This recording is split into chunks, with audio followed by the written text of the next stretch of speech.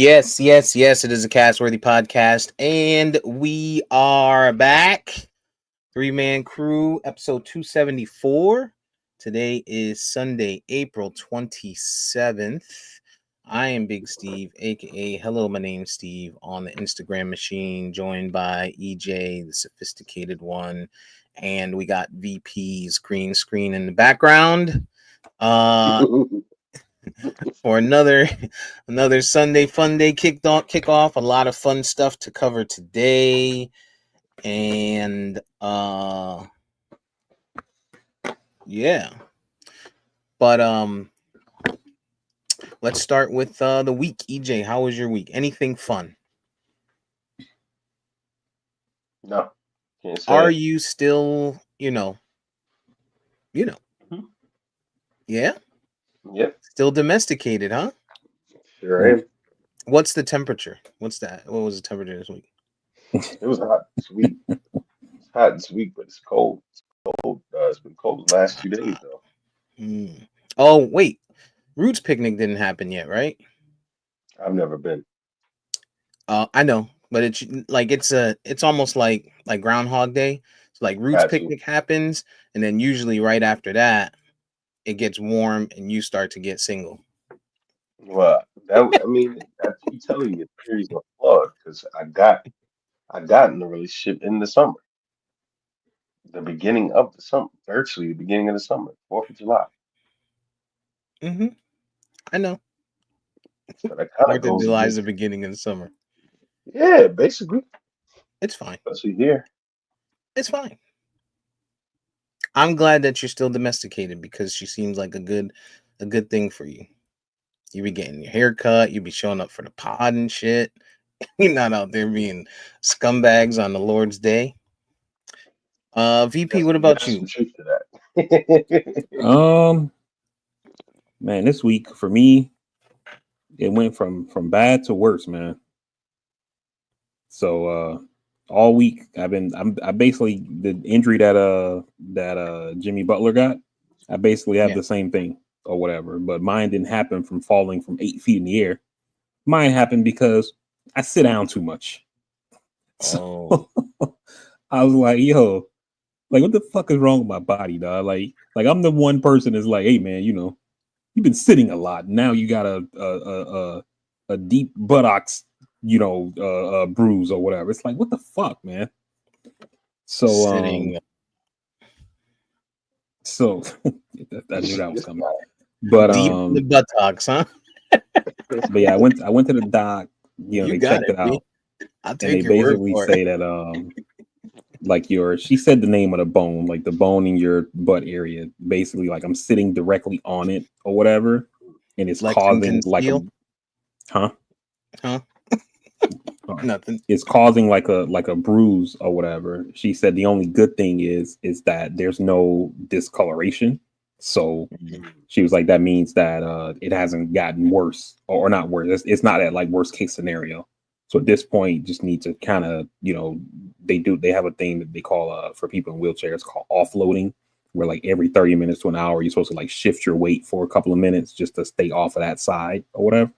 So she Yeah. was like, I need to do that more, and that'll prevent this from happening. And then they gave me some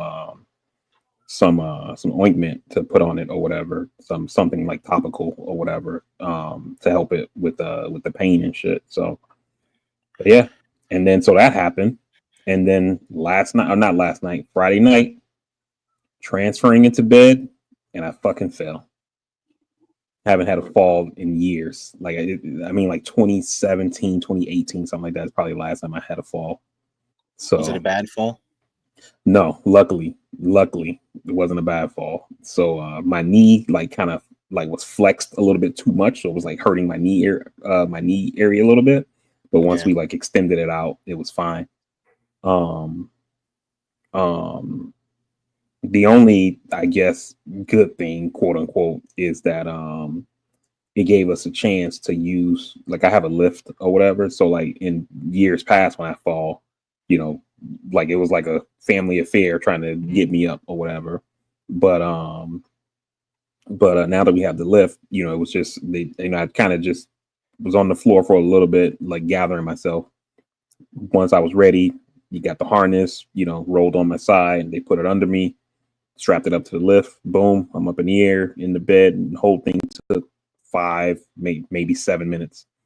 So I didn't hurt anything or whatever. So Good. yeah, so that yeah, so it was a interesting week, man. I was my shitty ass body, and then I fucking fell.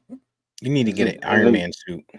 I know you had the cushion or something recently, maybe like a year or two ago. You had like a new cushion or something, or with the chair. Yeah. Is it time for something new? No, I have a upgraded cushion now. I've had it for the last couple of months, but they're saying like just the constant sitting is just it's like putting pressure or whatever, and it's causing the bruise or whatever. So they were saying like I gotta make sure I do the offloading thing. They taught me about this before, but I don't do it as often as I should. So the nurse was like, you need to do it every 30 minutes. The doc was like, every hour, it will be fine or whatever. Just 1 to 2 minutes, just leaning to the left, 1 to 2 minutes leaning to the right, 1 2 minutes leaning forward, just to kind of offload that pressure like every hour, and I should be fine. And then they I just wonder. told me to put for right now to help it with the healing along with the ointment is to put a towel on the side where the injury is, and then having that kind of like that, like being off balance a little bit, is gonna take some of the pressure off to like help it heal, which I don't understand it because like with the towel under me, like it feels like I'm sitting on that side more, but it's also getting better. So like I don't Mm, understand. I don't understand how it's working, but it's working. You know what I mean? So, it gives me an idea for a patent. Like I'm surprised. Like so, for example, like I have a sleep number bed, right? mhm. And with sleep number bed, you can make the mattress harder, softer, with your phone or whatever with that remote. I'm surprised they don't have like cushions like that for wheelchairs that someone can sit on to where like in 30 minutes you can go from 90% hard pause down to like 40%, and that relieves, because that alone is going to cause you to shift without having to, you know what I mean, physically Yeah. move, especially for someone who may not have the upper body strength or whatever to do that. It would happen naturally. And they may have it, but it gives me an idea. I might have to look into that and see if I can sell it to. Or you just told the fucking world? So I mean, maybe like 35 people. that's enough. One more than you uh, needed to tell. this will be the one that goes viral, and someone will steal my idea of getting rich quick. Right. Um, And then I the sleep number people sue you since you used their name in your example. true. He was clearly talking about our product. That's We right. had That we we have that them in we the works already. Yeah. exactly. We already had it in the works. Bitch asses. Patent date April 27th, 2025. I I went to the Magic game this week. Other than that, the week was pretty quiet, but that was an event. I went to the game that was Friday night, game 3, against Boston, and I love like the playoff energy in basketball. Anytime you go to a playoff game, every time the Magic go, I try to get to one. It's just dope to see how like a whole arena of fucking people go scream when a single shot goes in and shit like that. That shit is Yeah. just, it's like a different feeling, when you're a sports fan. But that was dope. There was a couple things that I learned on Friday night. Um, One, the Magic Arena needs more restrooms. Uh, I would think it's fairly new, right? Kia Center is fairly new. You would think that they had enough restrooms, but they do not have enough restrooms. So there was long lines no matter when you went. Um, I learned that Orlando doesn't have cheerleaders. The And dancers. Orlando, no, they have dancers. Oh. They have like a dance team, I but was the gonna say I thought Orlando all the NBA Magic, teams had dancers. they probably all do. they also all have cheerleaders.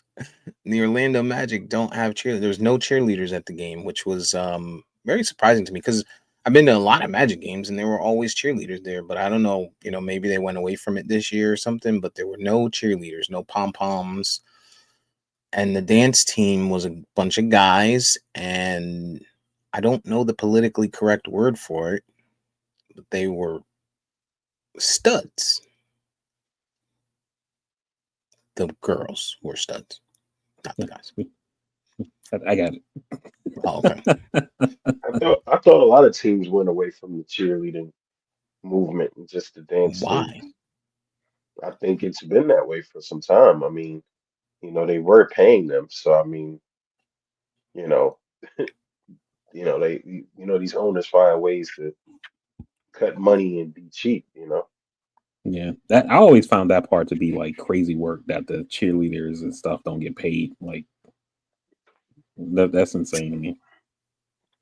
Yeah, they don't get paid a ton at all.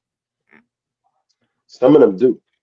Some of them do get money, but I Right. think Like I they mean, I'm should not be saying they need higher. to be making millions of bucks or whatever, but like they got to go rehearse. Be at the game, all the timeouts, whatever. And some of them get paid nothing, and then even the ones who do get paid probably aren't being paid much. Yeah, Yeah. I think the best paid ones are probably the Cowboys cheerleaders, because for them it's just always going to be synonymous with the franchise, and Yeah. they kind of have their own little brand of themselves. And the Laker girls used to make dough too. Hmm. Yeah. Laker girls and Cowboy. It's Steelers just don't have weird. cheerleaders. Gina, Who? yeah, Jeannie Ste- stopped that a long time ago. Yeah, her dad was the only one keeping that going. Oh, I see. She didn't want LeBron straying off from her. Pretty much. Yeah. If you're gonna cheat, you're gonna cheat with me, Bron. Um, that's what that sounds like. That was that was interesting. It was an eventful night. It was an eventful night. Had some had some drinks. I realized that downtown Orlando is like super young now. Probably has always been super young. When we were younger. So, you know, I uh, felt that it was young the last time I was out there ages ago. yeah, it was light work. It's kind of dead now. It's kind of dead. But it was a good game, man. I was happy to that I got to go to that game. One of I expected that the Magic would steal one or two, and that was a good one to steal. First home game. And they were down 10 at half and ended up going up by 12 in the second half and then ended up only winning by 2, which that game is like if you watch that game you'll see it as a true it supports that theory that basketball is a game of runs. Like people always say that game says it specifically. From the beginning of the game there was runs all along and multiple times where there were 10 and 12 point leads going on both sides of the ball. At one point I want to say Boston was up 14 before half, and then the Magic ended up winning by 2. There was a run at the end, and it was a last second play where Boston misses. Otherwise, they could have tied it and went into overtime. But it was a really really good game. A lot of like heckling around in our section, but behind us, in front of us, Celtics fans, Magic fans, and shit. But dope ass game. They played today again, and look forward to it. But Magic are gonna need more. If they're gonna try and do anything and go deep, like Boncaro and Franz Wagner are really the only two people that can score on that team. The other ones are like a random layup here or there. Nobody else in double figures, I don't think, that night.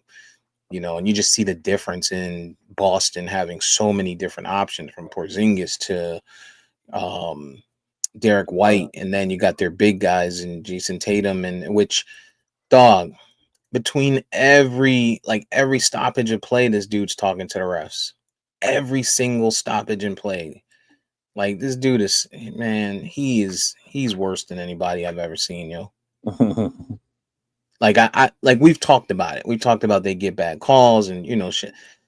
He's crying every play. He throws his arms up every play, and then literally every stoppage of play, this dude is talking to a ref. It was just it's just too much. Yo. Yeah. And what Super Tatum does lax. a lot too, when I watch Boston on TV, you know how when guys drive to the hole and you hear them like, "Hey," like it's almost like they're trying to let the ref know, like somebody fouled me, I got touched or whatever. You Hmm. know, he does that so much, man. It's just like, dude, like play ball, dog. Like I get it. Like sometimes there's some stuff that's blatant that the ref missed, and you're throwing your hands up, looking all crazy, But at the same time, dog, like come on, man, like play ball, dog. It's the playoffs, The refs are not going to call these games like super tight like that or whatever. It's not. And but for him, you know, it's like he wants superstar calls plus. Right. So it's just it's insane, man. He thinks he's Kobe for real. Mm-hmm. Yeah. Um, we may as well stay here. Basketball, NBA playoffs in full effect. Just like we thought, the Denver and Clippers series is probably the best series so far as how the games are playing out. All of them have been close. I want to say it's like a maximum. Like if you put all of the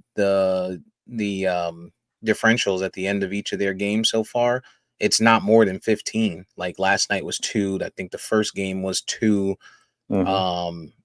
One game was like six. They've been pretty damn close, man. They've been good series.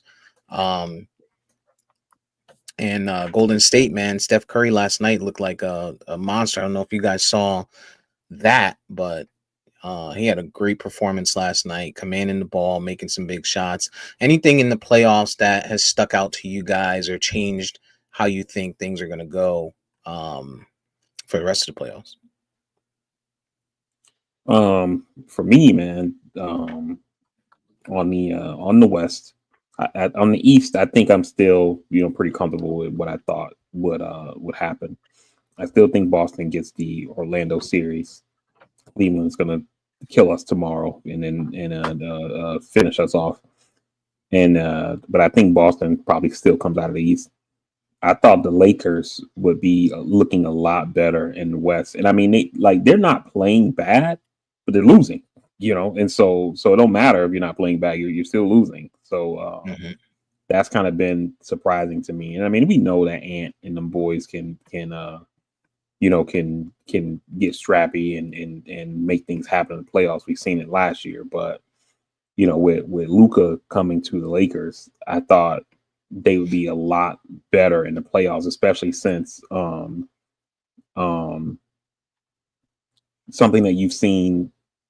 I think that's something that's helped LeBron be better since Luka has come is that LeBron is kind of a two-way player. He plays offense and defense, but he's old now, so defense sucks now because he's too old to do both. Mm-hmm. And with Luka coming, it takes pressure off the offensive side, which then lets him be better on defense. But because they look like crap, like now LeBron is having to do more. I mean, he put up 30 the other night, and I thought that Luka being there would make the Lakers better, given that LeBron could, I don't want to say slack off, but like not have to like ball out on offense. You know what I mean? Mm-hmm. Mm-hmm. So yeah, so the Lakers have kind of been surprising me on the West. Yeah, I have to agree. I don't really see too much different. I mean, I'm like you. I thought, the Lakers should win that series. Primarily because of what Julius Randle is known and prone to do, in throwing the ball away and things like that. But yeah, I mean, it's been good basketball. I think the thing that's been throwing me off, I think, is the scheduling, the timing of some of these games. You know, first night, the next game is on the draft night. Um, and so the draft is kind of taking away my attention, at least these last few days past. And then, you got games today, 1 o'clock games and things like that. I just don't know that I feel like it's been enough hype around it. Maybe it's because it's just the first round. I don't know. But yeah. Yeah, it might be that kind of first round thing, man. Because I think everybody, even like the networks, kind of feel like um Cleveland's going to beat the Heat, Boston's going to beat the Magic, you know, um, that indie who they playing? Indy and Bucks. Milwaukee. That series don't really matter. I mean, you're seeing Halliburton and Dame keep chirping at each other or whatever, but that series don't really matter because whichever one comes out, they're going to get beat by the next team.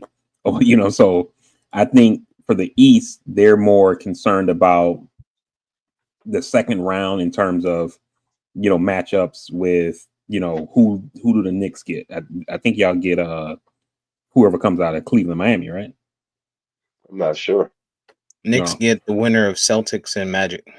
yeah. So I mean, they they're got going to wins pay attention. on that part. They're going to pay attention to that. Knicks, Celtics or whatever. And then, if it's Milwaukee, Cleveland, I think that series gets some hype. But if it's Milwaukee, Indiana, it's going to be another we'll see you in the Eastern Conference Finals. Or because I don't think anybody expects much from Indiana or whatever. So right now it seems like all the action is on the West. Yeah, I And think it. those games come on late. And so, Yeah, they do. it like to EJ's point, the Knicks games on during the draft, these other games people aren't really paying attention to. Like you talk about Golden State. I saw some stuff on Twitter about, Steph balling out, but I didn't see the game because it was on so late. Right. Yeah, when I look at the bracket, it aligns for the second round to be interesting depending on what Mm-hmm. happens, right? Like the Thunder, you expect that the Thunder and hopefully the Nuggets pull it out. Not hopefully, but I think that's a better matchup than the Thunder and the Clippers because the Nuggets are a better team. I think you would see Thunder Nuggets second round. The hope is that you get Lakers Warriors second round, right? That's Mm-hmm. what they're hoping for. But the Lakers are struggling, even though Golden State's up 2-1 right now. But that would be great coverage for each of the networks. Knicks Celtics is what they're hoping for, right? I just don't like the fact that the Knicks have kind of had a hard time with Detroit. Um, they're winning, right? But to your point, but it's questionable because in the second round, if they see the Celtics, I put a big if on that because Bankero got something to say about that. But if they see the Celtics, again, that's a deep team. That's going to be tough to beat if you're struggling today with the Pistons. And then the Cavaliers. Cavaliers should be able to run through the Pacers if that's what happens, and the Pacers currently lead that 2-1. But I'd rather see Bucks Pacers, or I'm sorry, Bucks Cavaliers second round because the Bucks are just even though the Pacers are higher seed, the Bucks are a far better team than the Yeah, Pacers. Just I I don't, agree. I don't know what they're doing right now. That Giannis can't get it going. Dame is rusty from being out since February or whenever he was out. So, but yeah, the one thing that the takeaway for me is that the Grizzlies are not as good as I thought they were. I said that they had a Mm, chance to make that a series. They got smacked around by the Thunder, or I don't My know if it's God. that or if the Thunder are just that much more superior because you're not seeing with the Thunder that it's just Shea getting it done. Like Holmgren is getting it done, and Hartenstein is getting it done, and the Williams boys are getting it done over there. Like that Thunder team, Wiggins, that team is deep, yo. That Mm-hmm. team is that's gonna be a tough team, to get in front of in the West. Looking at the way everyone else is playing, today, if I was And they're gonna be betting, super rested yeah, yeah, because I they've could see the already Thunder in swept, the finals, and man. yeah, they've already swept, and then they get the winner of the Nuggets Clippers. Game 5 is not until Tuesday Oh in damn, that series. So is it so really? yeah, on the 29th. Damn, Yeah, game 5 on the 29th. And I'm that means assuming the first game of that second round isn't going to be until May sometime, and right. these dudes are done already. So anybody got any like little, knickknacks, little, whatever therapy pool, whatever they need, like they gonna be getting all they basically gonna be fresh. They're going to have to stay ready though. That's the other part. Yeah, That's Like, the rest versus that's always a discussion, but rest versus Russ. Rest versus Russ. Yeah, we'll keep watching it though. There's a lot of games on today. Be keep an eye on some of those. Yeah. For some betting purposes. What's next? Where you wanna go next? I know EJ, you sent a topics list, and we can jump around it, or we can go in order, whichever. Want to Jump stay on around it. sports, or y'all want to go somewhere else? Yeah, we gotta go to sports, man. While it's fresh in our brain, man. Go to the draft. Go to the draft. NFL draft. Mm. You want to do the NFL draft, or you want to do Shay Shay? NFL draft. Both of those are sort of sports. Yeah. NFL draft. That took place this week, Thursday, Thursday, Friday, Saturday, right? Yep. Yep. Thursday, Friday, Saturday. Thursday, Friday, Saturday. We saw what everyone expected, at least from the beginning. Cam Ward. We talked about that. We saw some trades. Travis Hunter ends up in Jacksonville, which is interesting. Duval. They traded up and traded out for Cleveland. Cleveland could have had him, and then what turned out to be a 5th round pick, and probably the biggest, noise of the draft for the most part is, Shador Sanders dropping all the way to the 5th round, eventually getting picked by Cleveland. And that's kind of interesting to me. VP says it's because he sucks. I say it's because he's black, and because they hate Deion Sanders, and because they don't want to see black fathers do things that like I think you guys were on this train years ago with LaMelo Ball. I don't understand how y'all are off this fucking train. Well, I'm not off it. We are seeing the same thing. LaMelo Ball, right? Or not LaMelo Ball, the Ball brothers in general, right? We saw how they treated their father. Last year, or even this year, we see how they're treating. Actually, let's go back. Ja's father, John Moran's father, right? The way that people, they were castrating him for being being around, and me included, right? Mine was for a different reason, not just for being there, but because of the way it was turning into too much of a headache, in my opinion. His was a little different. But now he's kind of in the position where I like him to be. Like, he's just being a supportive dad. You know what I mean? You're not seeing him go out of his way for celebrityism. And I think that's what I expected at the beginning for him, for Jaws Pops. But then we saw, I mean, if you want to put it into the same argument, and I do, we see how they treated Bronny this year and LeBron. Everybody had a problem with the fact that LeBron was pulling strings and making things happen for Bronny, and calling it nepotism and all of that. Like, we don't see it everywhere else when it comes to the other side, right? To colonizers. And now we're seeing it with Deion and Shador. Like, you can't tell me that let's see, college season ended December-ish, right? November, December. You can't tell me January. that, and December, January. even in the beginning or throughout the season, you hear people saying Cam Shador, Shador Cam Shador, somewhere in that window, right? Whether it's 1-2, whether it's 1-3, whether it's 1-4, whether it's 1-5. You can't tell me that you have this guy as potentially the number 1 pick for the last year, and then we get to this point, and now he's a 5th round pick. There's nothing you can make me understand about that. Oh, he had bad interviews. He went in and he tried to dictate where he was going. He belittled Dabble. The fuck out of here, dog. There's 30 plus teams, even teams that have starters, and you're telling me you're going to pass up on this guy. 4 quarterbacks went ahead of him. He's the 5th quarterback off the board, 3 of which was in nobody's conversation to be a top pick. Although we talked about this guy as a top 5, top 10 potential for the last year, but you drop this guy to the 5th round. This is, to me, the league, just like Lamar Jackson, like y'all felt about it last year and the year before. This is them sending a message. And I think the message is bigger than "you're not going to control us." I think this is a message that says the successful black man or kid coming out of college, whatever you want to call them, because technically they're a man, is not going to be able to dictate their future and how successful they're going to be.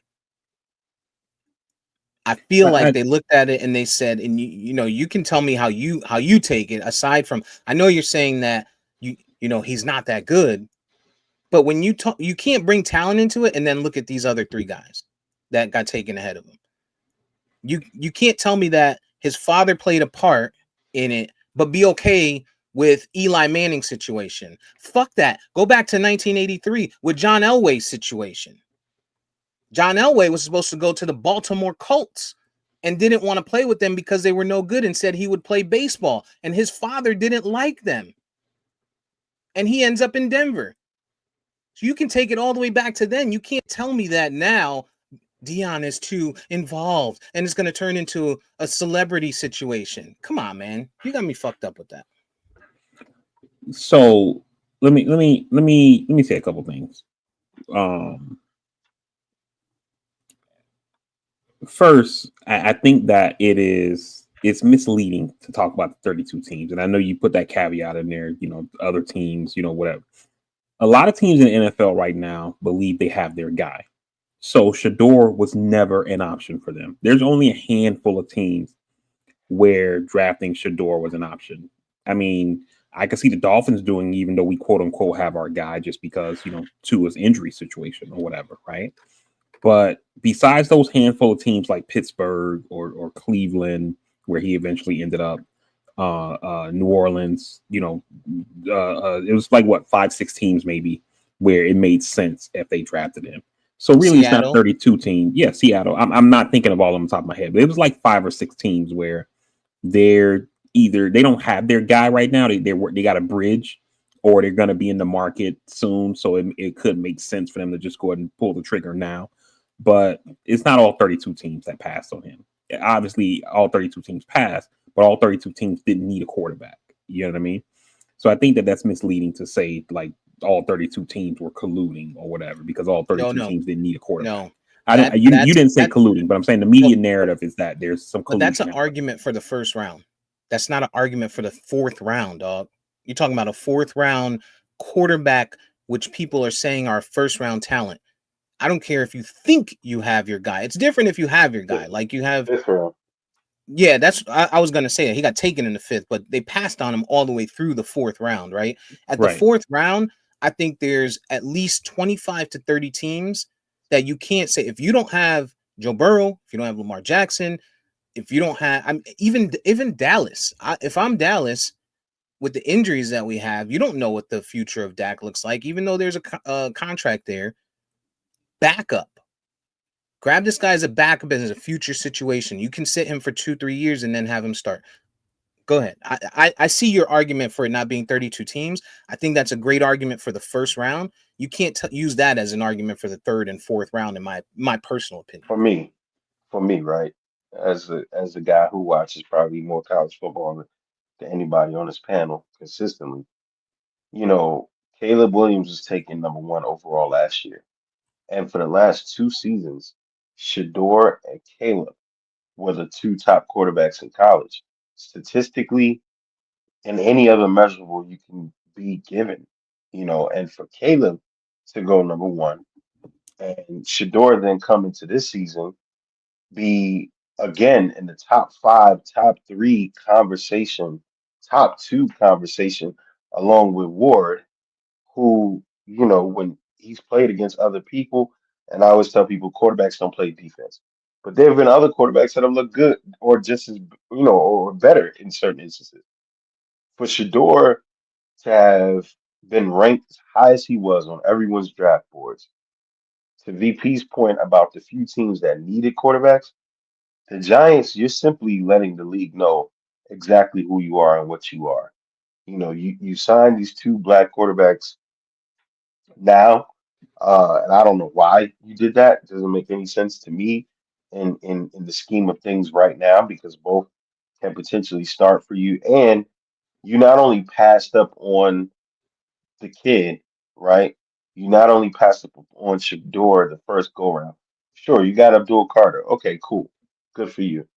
You trade back into the first round to get a kid in Jackson Dart, and I think I said it on this pod that I could see that happening simply for the Eli Manning Ole Miss connection. Jackson Dart, well, I think he's much better than people give him credit for. He's one injury away from never playing this game again because he's not a smart quarterback. He doesn't know how to slide. He doesn't run out of bounds. I think he thinks he's like Ben Roethlisberger or something. I don't know what's wrong with the dude. And so, okay, he doesn't go to New York. Number nine, the New Orleans Saints. You played yourself. You go get a guy in Tyler Show from Louisville who was complete trash. I mean, combine workout was ass. Game film was ass. I don't get it. I don't see I don't see how Shador Sanders is there for you at number nine and you take Tyler Show. I mean, there's nothing about that that makes any sense to me. But EJ, I told you guys last week that the Saints weren't going to take Shador because we all know every team gets 30 visits where they can bring in 30 college players on site or whatever. And New Orleans never brought Shador in. And I There's don't no think way a I team. don't think they brought Show in either. I could I be don't know. wrong. I'm not I'd have to check. 100%. I'm not Yeah, I'm not 100%, 100%. but I don't think that guy had many premier visits at all. Again, okay, we shoot him a little bail. No, we can't even shoot him bail because the fact that you need a quarterback and you didn't bring him in is even more reason why you're just now you're going to be the shit of the NFC South for sure. You played yourself. So then we go to Pittsburgh. You finally have this opportunity to get him at 21. You're literally only a quarterback away out there. You literally, I mean, you're comfortable if you're telling me right now, as a Pittsburgh Steelers fan, Pittsburgh Steelers brass, anything Pittsburgh Steeler related. And shout out to my niece, who's a diehard Pittsburgh fan. She's pissed they didn't take Shador. You have Mason Rudolph as your starting quarterback with George Pickens, DK Metcalf, and you're telling me that the rumor is they're waiting on a 40, going on 41 whatever Aaron Rodgers is, who just told the New York Jets he's not sure if he really wants to play. He's interested.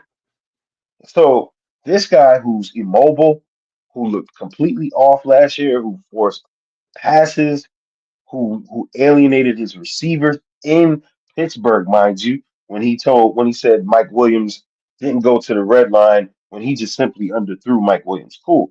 This guy, who's now going into 40s plus, injuries plus, immobile, can't do the things he used to do, who now has to face Mason Graham, Miles Garrett, Abdul Card, no, not Abdul Card, I'm sorry, uh, the Ravens front seven, the Bengals front seven twice a year.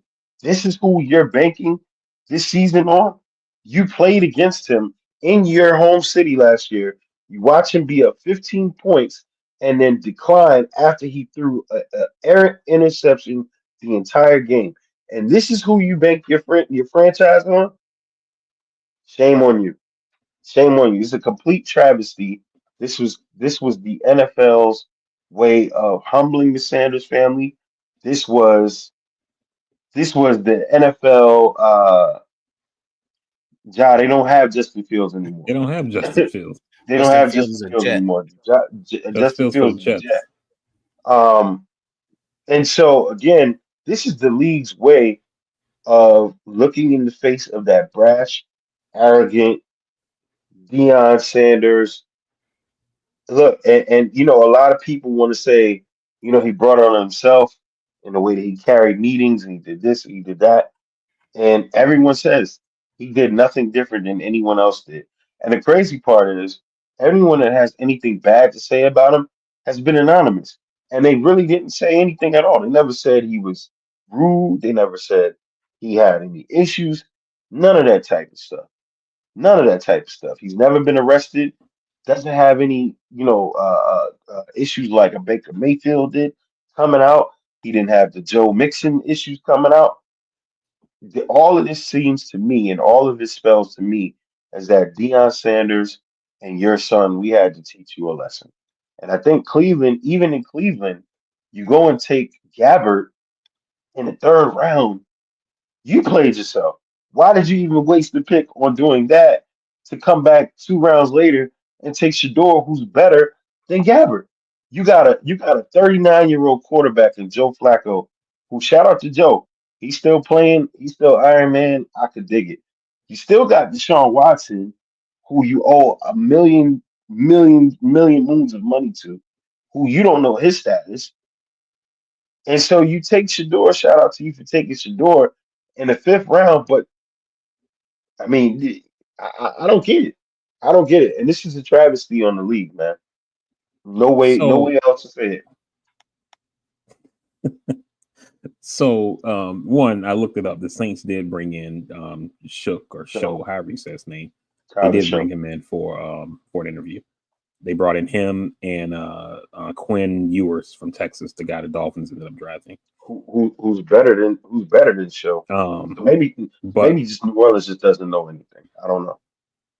but the thing is, right? Some of the criticisms that you made about Jackson Dart and some of these other guys who drafted are some of the criticisms that we've seen from anonymous people. I would agree with you. There's too much anonymous stuff to be shitting on this dude's name the way they have, but they say that he doesn't play on time. That's stuff that I've heard other folks talk about. I've heard it on Nightcap on Uncle Ocho's podcast where they brought somebody on who was like, Shador doesn't play on time. I heard it from on the Bleacher Report draft night coverage, the one with Micah Parsons and those other guys who's on there, saying the same thing. He doesn't play on time. It can be corrected, but he's not on time. When you say play on time, Takes, you talking about him holding the ball too long or actually showing up for a game? that's what they said. I don't know what they mean by that, but this anonymous person is saying that when they interviewed him, he doesn't. I'll read the quote to you. The person says, "It was the worst formal interview I've ever been a part of in my life. He's so entitled. He takes unnecessary sacks. He never plays on time. He has horrible body language, and he blames his teammates. But the biggest thing So is he's not that good." so the thing about all of that is crazy, right?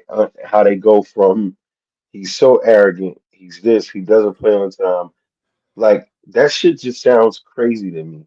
And the funny thing is, for the last 2, 3 seasons at Colorado, where he hasn't had any offensive line help, getting sacked all crazy. We never saw him berate anybody on the sideline. He never said anything in interviews. It's just nasty. It's just So nasty the EJ, character assassination. I think I look. I don't like the blind quotes either, right? But what you don't know is let's say they get in this meeting and the coaches bring up Colorado film, right? Because that's the only thing they have to evaluate him off of. And they say, okay, walk us through what happened here in this play. And then if they're saying like he's blaming his teammates, maybe they mean like when they say, tell us what happened, he's like, oh, well, this guy fucked up. This guy didn't do that, boo, boo, boo, or whatever. You know what I'm saying? So That's maybe that's what possible. they mean. I don't know that That's happened. possible. I'm just saying it's That possible. that that's But that's very possible. but even with that being said, right?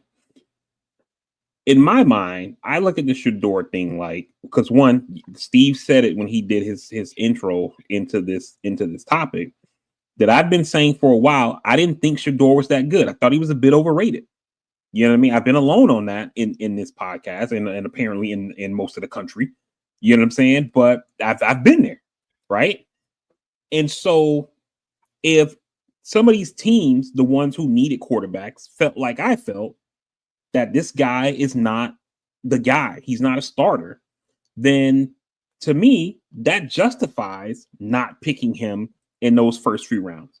But now But you're a this, team that needs a backup, and you say, okay, this guy is still here in the fourth, fifth, sixth, whatever.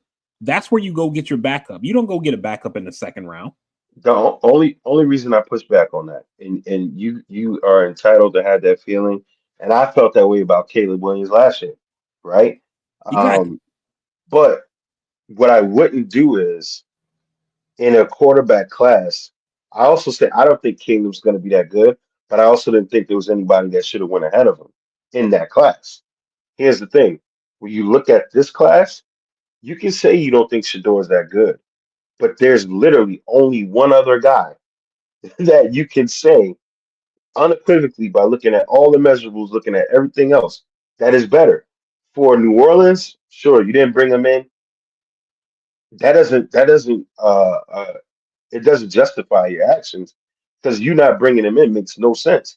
When you draft a guy like Tyler Show over Shador, you can say I don't think he's that good, but he damn sure ain't that bad. Tyler Show is on no level in any shape or form as Shador Sanders. And that's the travesty here. Jackson Dart, don't get me wrong, I love Jackson Dart. I love viewers. I love the kid that Philly took out of Kyle McCord. I like all of those guys.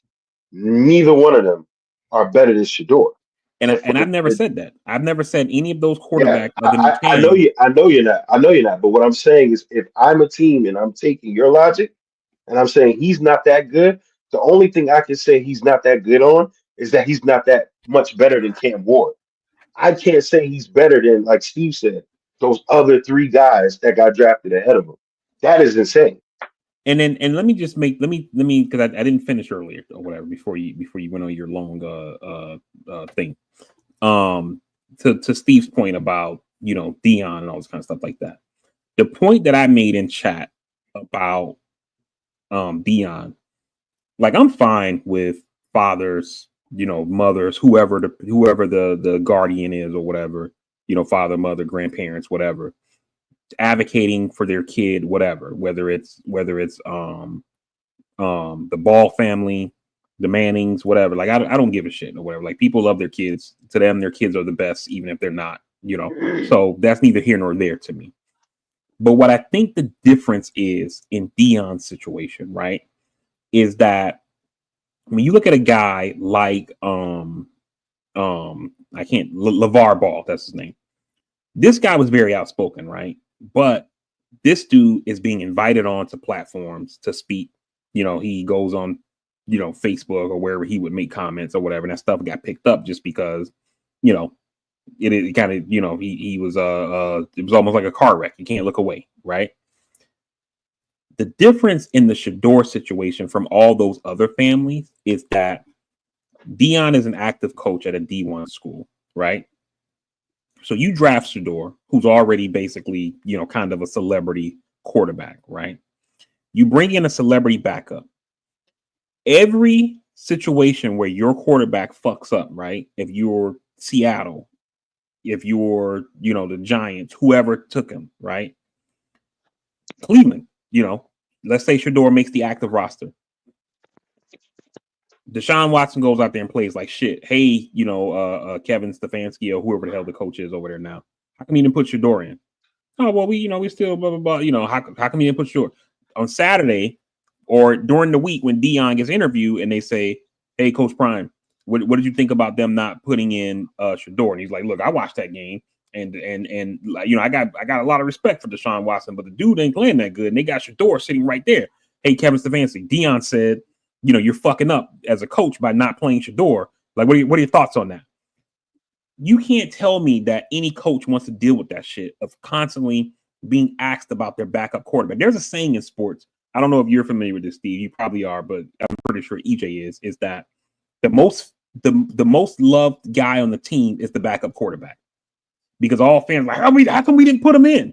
And then when they see him, they see, oh, this guy's a backup for a reason. And I'm not trying to say that about Shador. We'll see what happens over his career, right? But the point is that on a lot of teams, they don't even know who the fuck their backup is because everybody focuses on the starter, right?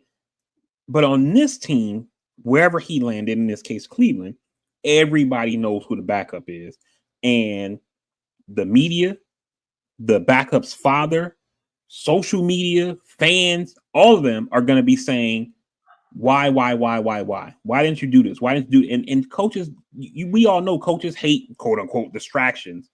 They don't want to deal with that shit. And I think that's partly why. The last thing I'll say real quick, I sent you guys that video. I don't know if you saw it. When I sent you guys that video of the Browns war room when they draft Shador, you usually see everybody standing up, clapping, high fiving, like, yeah, we did that. The pick gets made, and they're all just kind of sitting there stone faced. They came out and said that wasn't in real time when they actually drafted him. The GM came out and said that wasn't okay. I can give them benefit of the doubt there. No problem. I get it. Delayed reaction. That's fine. I'm not sure if I'm a Brian Dabble who I feel like my job is on the line. If I'm whatever the Dolphins coach name is, if I'm Seattle, if I'm New Orleans, that I want to make it about I don't want Dion to comment. Let's talk about 2024, 2025 real quick. Cam Ward went number 1. Shador Sanders went in the 5th round. Cam Ward had 39 touchdowns, 7 interceptions. Shador had 37 touchdowns, 7 interceptions. No, you can't really look at just that. So let's go deeper. Passing yards. Cam Ward was number 2 overall at 4,313. Shador was 4th overall with 4,134. Completion percentage. Cam Ward 67.2, 12th overall. Shador Sanders 74%, number 1 in college. Passing touchdowns. Cam Ward was number 1 with the 39. Shador number 2 with the 37. QBR. Cam Ward number 4, 172.2. Shador number 6, 168.2. Again, you can tell me all of these excuses about they don't want Dion doing this or they didn't bring him in for a workout. If you don't bring me in for a workout and I'm a 1st round pick and I'm there in the 4th round pick, fuck the workout. Get rid of your draft board. Take the best person on the table. In the 4th round, you're taking a flyer on a guy who's top 10 talent, at least in conversation for the last year. What's the worst that can happen? And I'm talking about, and this is just the Saints who need a quarterback. There's the other teams who don't need a quarterback that, again, in the 4th round, take a flyer on this guy because you're going to pay him $700,000 or you cut him. If he comes in and he looks like trash, don't put him on your 53-man roster and put him back out there and let him go find somebody. But in the 4th round, the talent that you're taking, or the 5th round, even early 5th round, I don't know that you're finding guys that are going to be more of a game changer than a Shador Sanders, regardless of if he's your starter this year or your starter 2 years from now. You talked about there's not that many teams that are not solidified in quarterback. So let's go through them real quick. Dolphins, there's a question there. I would say if I'm the Jets, I still have a question there in that division. Maybe I do believe, right? Ravens are set, Bengals are set. Browns need a quarterback, Steelers need a quarterback. That's 2 teams in that division. AFC South, the Colts are still not sold on what they got going on. The Titans just drafted one, so they were fine. Broncos are fine, Chiefs are fine. Raiders, I'm not sold on Geno if I'm them, right? I think the Chargers are set. The Rams, they got a guy who's 40 years old, 41 years old. The 49ers haven't signed their quarterback. The Seahawks brought in a guy who they're not sold on. That's 3 teams in that division. And the 49ers are in contract negotiation. I wouldn't put them in that category. Okay, take them out. The Panthers, I still don't think they're sold on what they have there. The Saints needed a quarterback. Bears, Lions, I'm fine with taking Shador from the Lions. I am 100% fine with that. I don't know if Jared Goff is the guy. And even if he is the guy, 2 more years of Jared Goff, I don't know what he's going to look like in the future. He doesn't seem to be getting better is what I'm saying. Packers are fine. I wouldn't put Jared Goff in the conversation. I mean, the Lions, but I understand your argument.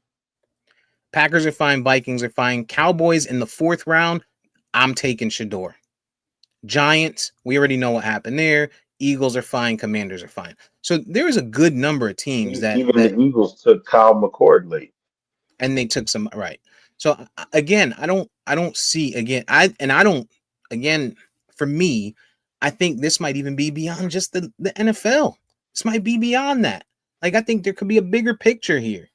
Deion Sanders has been the guy who, ever since going into Colorado, every Saturday or every Sunday, Monday, we'll say Monday, we see him in interviews, or Saturday afternoon after their game or whatever, we see him in interviews saying, you guys don't like seeing black people successful. So I'm going to go ahead and keep being successful. Other than that, you can't tell me that Deion Sanders has done anything else that anyone can frown on. This guy is one of the, if not the greatest cornerback of all time. He took two teams and made them contenders. He took a garbage team and made them contender. Cam Ward, would you say Cam Ward had a better team than Shador? I think all inclusive, Miami was a far better team than Colorado, sure. right? So you can't tell me that Cam Ward, sure, his numbers look better.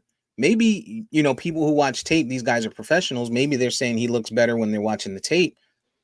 But the results are almost identical between the two of them. And this guy's got a far worse team. And you brought it up on this pod before. The other argument will be made that Shador played against weaker competition, though, than Cam Ward did. Not this past season. No. Not this past season.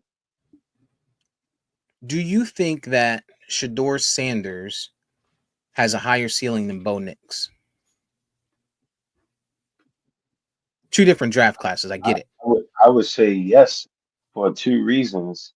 One, Bo Nix is 26, 25 years old, coming out after being a fifth-year transfer from Auburn to then Oregon, to where, again, both West Coast teams that played each other. Bo Nix had more weapons considerably, and he was a much older kid. So you can look at it and say Bo Nix, his window ain't that open. He's kind of old, I can agree with that. and plus this season that he just had, after the first couple of games, they were ready to can that guy until he got a lousy win against my team. So I mean, yeah, one could argue that Shador's ceiling is way more. I can accept that argument. I wouldn't argue against that, especially the point EJ makes about the time horizon. Coming out when you're 26 versus coming out when you're 22 makes a huge difference. And I mean, you could say that same thing about I think Jackson Dart is 26, or is it Show? One of them is 26. That kid that just got drafted. And I'm not saying that Denver should have taken Shador. That's not the question behind it. I get your point. I know your point. Bo Nix went 12th overall, right? Tyler Show's 25. Yeah, Tyler Show. I think he'll be 26 when the season starts. He went 12th overall in a draft that was far deeper at quarterback last year in 2024. Mm-hmm. Like, there's no way nobody can tell me. I get all the arguments people are saying. I'm seeing, like, Ryan Clark came out and said, oh, maybe Deion needs to let go a little bit. I get all of those arguments for the first round. You might even be able to flash it in front of me and make me say, you know what, you're right. Maybe the second round as well, because there's a great level of talent that you get in the second round. Early third, first, second pick, sure. By the time you get to the middle of the third round, the early fourth, the end of the fourth, and then the fifth round, Shador Sanders, talent-wise and logically, is the better pick than every single pick after that. Because even if he doesn't pan out, one, you're not losing anything. And if he does pan out, he's not costing you anything. Or you can flip him into something bigger and better in the future, or flip what you have into something bigger and better in the future. Like, it just makes no sense, yo.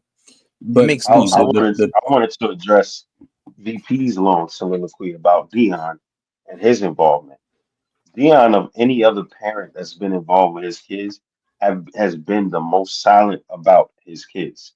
He's talked about Colorado, and obviously, subsequently, he's talked about Shiloh and Shador because they're a part of Colorado. But through this entire draft process, he hasn't said a thing. It's so bad that douchebags like Connor Hughes got to go back to 3 years or 5 years ago when he had a 2018 tweet about a then Cleveland team back then saying that that's if I'm actually a kid, true. what part? About Deion being silent and not saying anything through this whole draft process. I said he hasn't been as vocal as people are talking about. He hasn't talked about his kids. He gets interviewed. He's gonna ask questions, but he's not out here volunteering himself. He's not causing a ruckus. He's not doing any of that. Through the entire draft process, he wasn't tweeting. They didn't interview him. They didn't have any commentary. He was chilling, right? And then to your point about the whole Dion drama, okay, well, if I'm New Orleans, right? Who else do I have down there? There is no conflict of interest for backups. If you draft Shador in New Orleans, he's the guy unequivocally. There's no problem there. And if anything, if you're New Orleans, you need all of the coverage you could get because your team's dog shit, right? Going to Pittsburgh, you want to talk about distractions. Mason Rudolph is your number one guy right now. So it shouldn't even be a question if Shador comes in, who that's going to be. So we're not going to have a conflict of backup versus starter there, right? But you're now telling me, right, that I'm waiting to hold out for Aaron Rodgers, who is the ultimate distraction, who's going to potentially be in your quarterback room, in your coaches meetings, in your offensive meetings, questioning everything that this staff does, all of the interviews, all of the bullshit that he's possibly going to say about whatever he's going to say. Those are two examples in itself where that was a no-brainer to take Shador if you want to talk about distractions because you're going to have one in Aaron Rodgers and there's nobody there to fight for the job. The Giants, whatever. If you want to talk about Cleveland, Cleveland, you've already had a distraction. His name is Deshaun Watson. He's giving you 20 plus reasons to be a distraction. And you still I just drafted think him. bullshit. So You so drafted him. You still let me took say him. this. You're Let rewind. me I'll say give it to you. I'll give it to you right quick. But one thing I want to say, just to because it's part of EJ's argument, you talked about Dion being a distraction. When that report came out and saying that Shador said and Dion said that they don't want him playing for Cleveland, Dion was the one that came out and said that's not true. And I know you said, well, he has to say that, but he came out and said that's not true, and he still ends up in Cleveland. Like this is you can't tell. Like there's again first round, second round, sure, fifth round. That is absolutely it makes no sense. so. Let me say this first.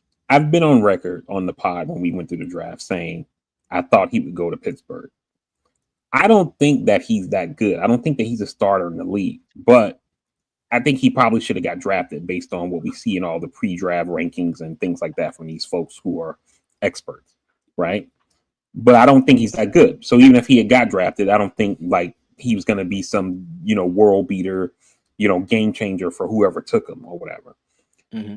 This whole Deion Sanders thing is not my argument.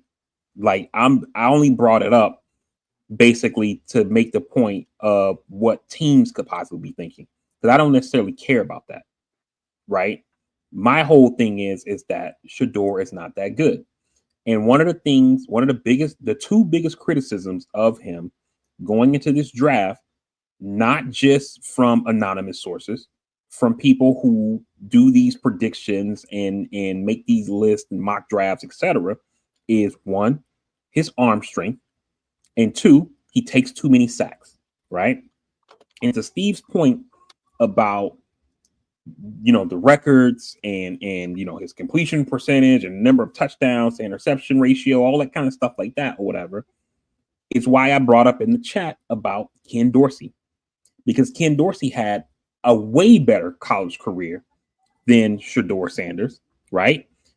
3 BCS bowls back when the BCS was a thing, 2 national championship appearances, 1 national championship win, Heisman finalist twice.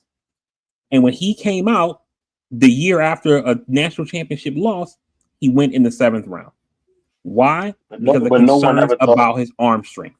no one ever thought Ken Dorsey ever was good at, and I'm not talking about that good. No one ever thought Ken Dorsey was really good at all. He had some of the best weapons around him and the best college football team assembled that a quarterback could ever play for. But let me ask you this, VP, and I hear you about him not being that good. Let me ask you this. If Shador Sanders is drafted to Pittsburgh, do you think he should be better than Mason Rudolph? Yes. If Shador I thought Sanders is Pittsburgh should have drafted took him. if Shador Sanders is drafted to New Orleans and David Carr or Derek Carr can't play at all, who the fuck else do they have? And then again, when you say he's not They had that the good, tight I end. hear you. Oh, I hear you. And the Exactly. other Who they paid $1 million. the other thing about it is right. The fact that there are people that criticize Shador, his holding of the ball and the throwing mechanism or whatever you may say. But everything else they tell you about him is phenomenal. Cam Ward, they got criticisms about him. Jackson Dart, they got a million criticisms about him. Tyler Show, forget about it. Sure, there's going to be negative critiques, but is it enough for this kid not to have gone second overall when he's been unequivocally saying to be the second best, if not the first best quarterback of this entire draft? That part just doesn't make any sense. I get there are critiques, I get there are people that don't like things, but there were far more people that were the experts, right? That said he had way more intangibles that make him a number one or a number two pick. To go fifth Right. But I round mean, is when you talk about second overall, right? I don't have a problem with Cleveland not taking him. And the reason why I don't have a problem with Cleveland not taking him at number two is when you look at what Cleveland did, you basically see Cleveland telling the public, man, we gave up a shit ton for Deshaun Watson and we got back nothing in return. Money, draft capital, etc. We gave up for Deshaun Watson and didn't get shit for it. We need to claw some of that back. So we trade out a second, we pick up, we get the fifth overall, and then we pick up some extra draft, some extra bullets down the road. You know what I'm saying? Because for them, they're looking at a situation where we don't know what we got in Watson because he's always hurt. Then we got this old man in Flacco. We got Gabriel and Kenny Pickett. Who knows, whatever the fuck, right? Gabriel's But who they took in the third round. even if these guys don't pan out, we took the extra bullets for the future to where if we want a quarterback next year because we traded with the Jags, we all know I think Trevor Lawrence is trash. That pick is probably going to be a top 10 pick. We can go and get our guy. You know what I'm saying? And then Shador Sanders fall to 5 and it's like, well, shit, let's draft this motherfucker. He could be our guy. Then they're going to camp with 5 quarterbacks in camp or whatever. All 5 of them aren't making the team. Right? I would argue it's going to be Flacco and Watson for sure. And now it's a competition between Gabriel Pickett and Shador. One of them's going to make the team as the emergency quarterback. The other one probably gets stashed on the practice squad. And so, we'll see what happens. One of them ain't making it at all. So yeah, I think Cleveland set themselves up nicely for the future. And with taking a Shador, who's a guy you potentially could have in the future, you got him for nothing. You're going to give him a contract that's going to pay him. That's probably going to be, 3 years, $800,000, some shit like that, or whatever. It's pennies on the dollar. If he turns out to be, Jalen Hurts or some shit like that, yeah, you're going to have to pay him in the future. But for right now, you got him for dirt cheap. You're in a Brock Purdy situation. That's the argument. That's the argument for everybody. I'm not arguing against Cleveland not taking him at 2 because they still ended up getting him in the 5th round. I'm arguing against the other 31 teams, actually all 32 teams, trying to make us feel like we're dumb enough to believe that this guy should be a 5th round pick. Again, we're talking about $4 million. We're talking about teams that can be paying $4 million for a backup with first round talent. I don't care if you say, oh, he's got stuff to improve on. Sure. You can't tell me that taking a 4th round flyer on a guy who everyone said is a first round pick, you can't work to fix those things. And if they do happen to fix whatever the timing issues are, if they say he's taking unnecessary sacks, those are 2 things to fix easily. Throwing motion. Don't tell me about arm talent because there's the video of him at the workout throwing a 50-yard bomb on the dart. We've seen this guy play from behind. 50-yard bombs, and the knock against him is his arm strength. Am I wrong, EJ?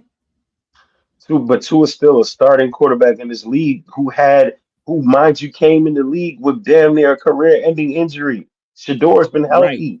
Right. Again, I agree I with think you. you guys are missing the point that I'm making. You Shador should have been drafted in the 1st round based on the metrics that are out there. Me personally, you stop Steve don't in the middle think that he's that good. Right, and I get you, but again, to Steve's point, you can't tell me that four other rounds go by and he shouldn't have That's been the taken point. at all. And then secondly, I'm doubling down on my shit. There's nothing you can fucking tell me at all that we've been seeing in the last 10 years that doesn't justify Shador being taken number 9 to the New Orleans Saints. To We've your seen point, this the kid, seen Steelers. this kid multiple times last year play from behind. These guys have played from behind. He's been poised. He's been able to make plays. He's been able to make throws. We've seen him in overtime games. Like these are all things that you should be looking for, right? In addition to just the raw talent. These are things that are going to tell you whether or not they have the mental toughness to get through things at the quarterback position. And I know what you're saying, VP. You're saying you're almost you're similar to what we're saying. Yeah, he probably should have been first round, and I don't think you fully support him falling to the fifth round. But the Mm. people that are telling you that it's right for him to have fallen to a fifth round are completely blind to what's going on in the world.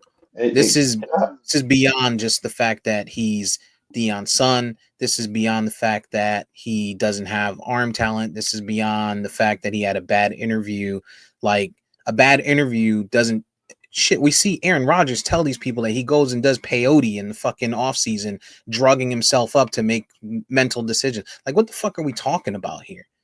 But that's can I that's also not an apples to provide? apples thing. Can Aaron I? Rodgers is a Can I? Hall of Fame quarterback or whatever who has earned. I don't agree with it, but he's earned the right to dictate terms to teams. Shador Sanders is a kid coming out of college, right? He hasn't earned any rights to dictate terms. I mean, he can. This is America. Do whatever the fuck you want to do. Eli Manning hadn't earned any rights to dictate terms. This is America. He did what he wanted to do to shit Why work do And, or but and, whatever. why and do we let expect Shador to sit there and not have the confidence that he has? I Like I never said he's people confident. I people are never said saying confident.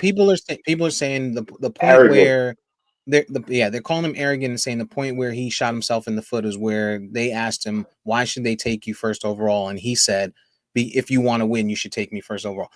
What more do you want for a kid? You want him to say, well, maybe they should consider Cam, but I think I'm the best. Get the fuck out of here. I'm a winner, dog. You want a winner? You want to win? Come get me. It's the same thing you should be saying when you go into a job interview.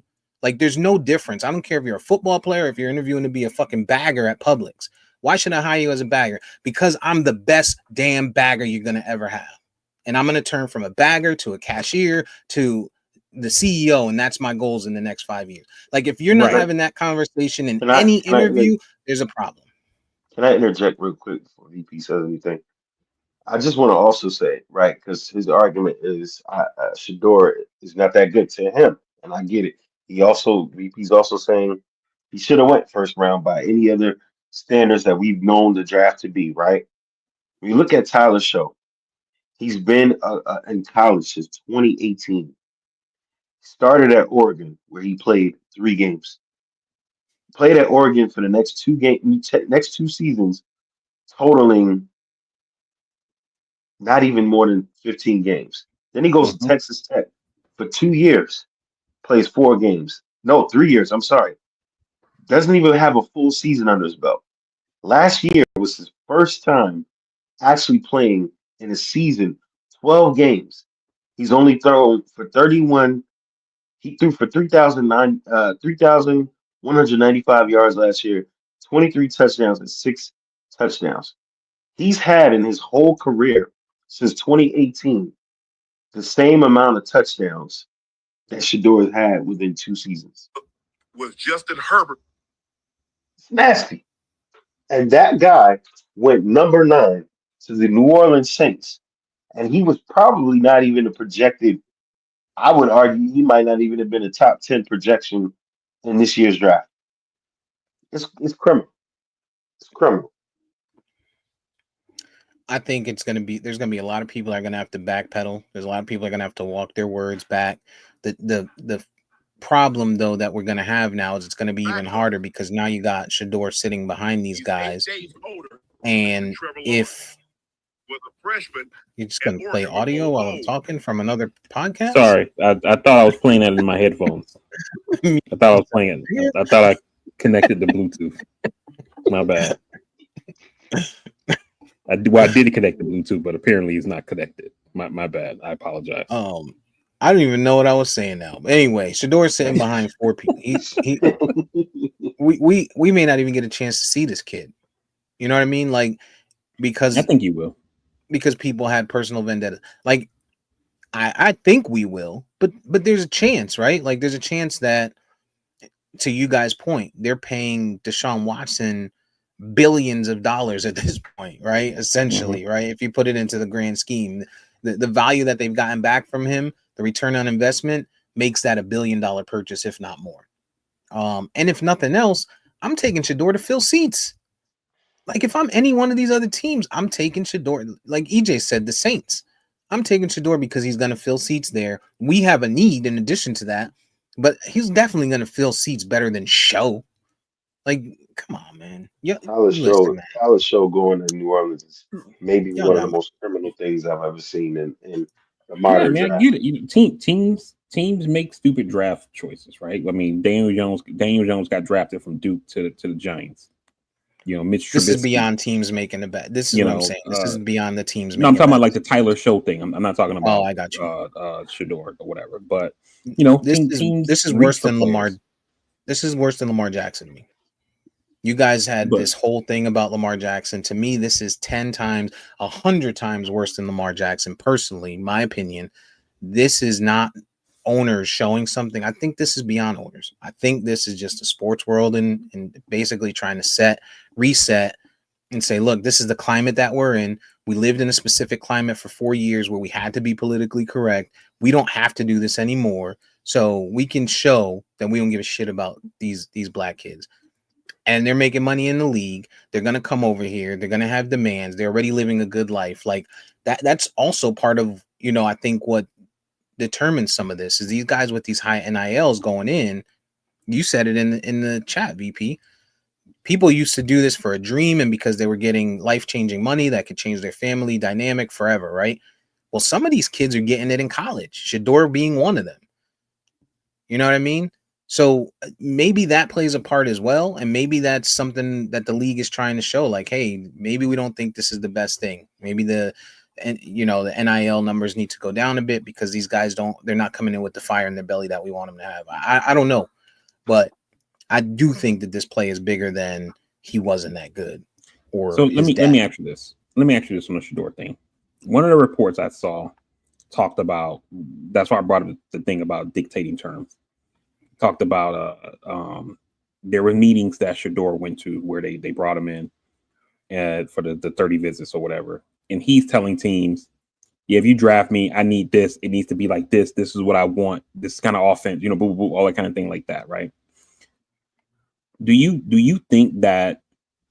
Do you not think that it's possible that rubbed some organizations the wrong way? Having a guy who's a rookie, who's going to be a rookie, I should say, coming in telling them this is how things are going to work around here. I think you're another reading it. anonymous I think quote, you're reading. so we don't know.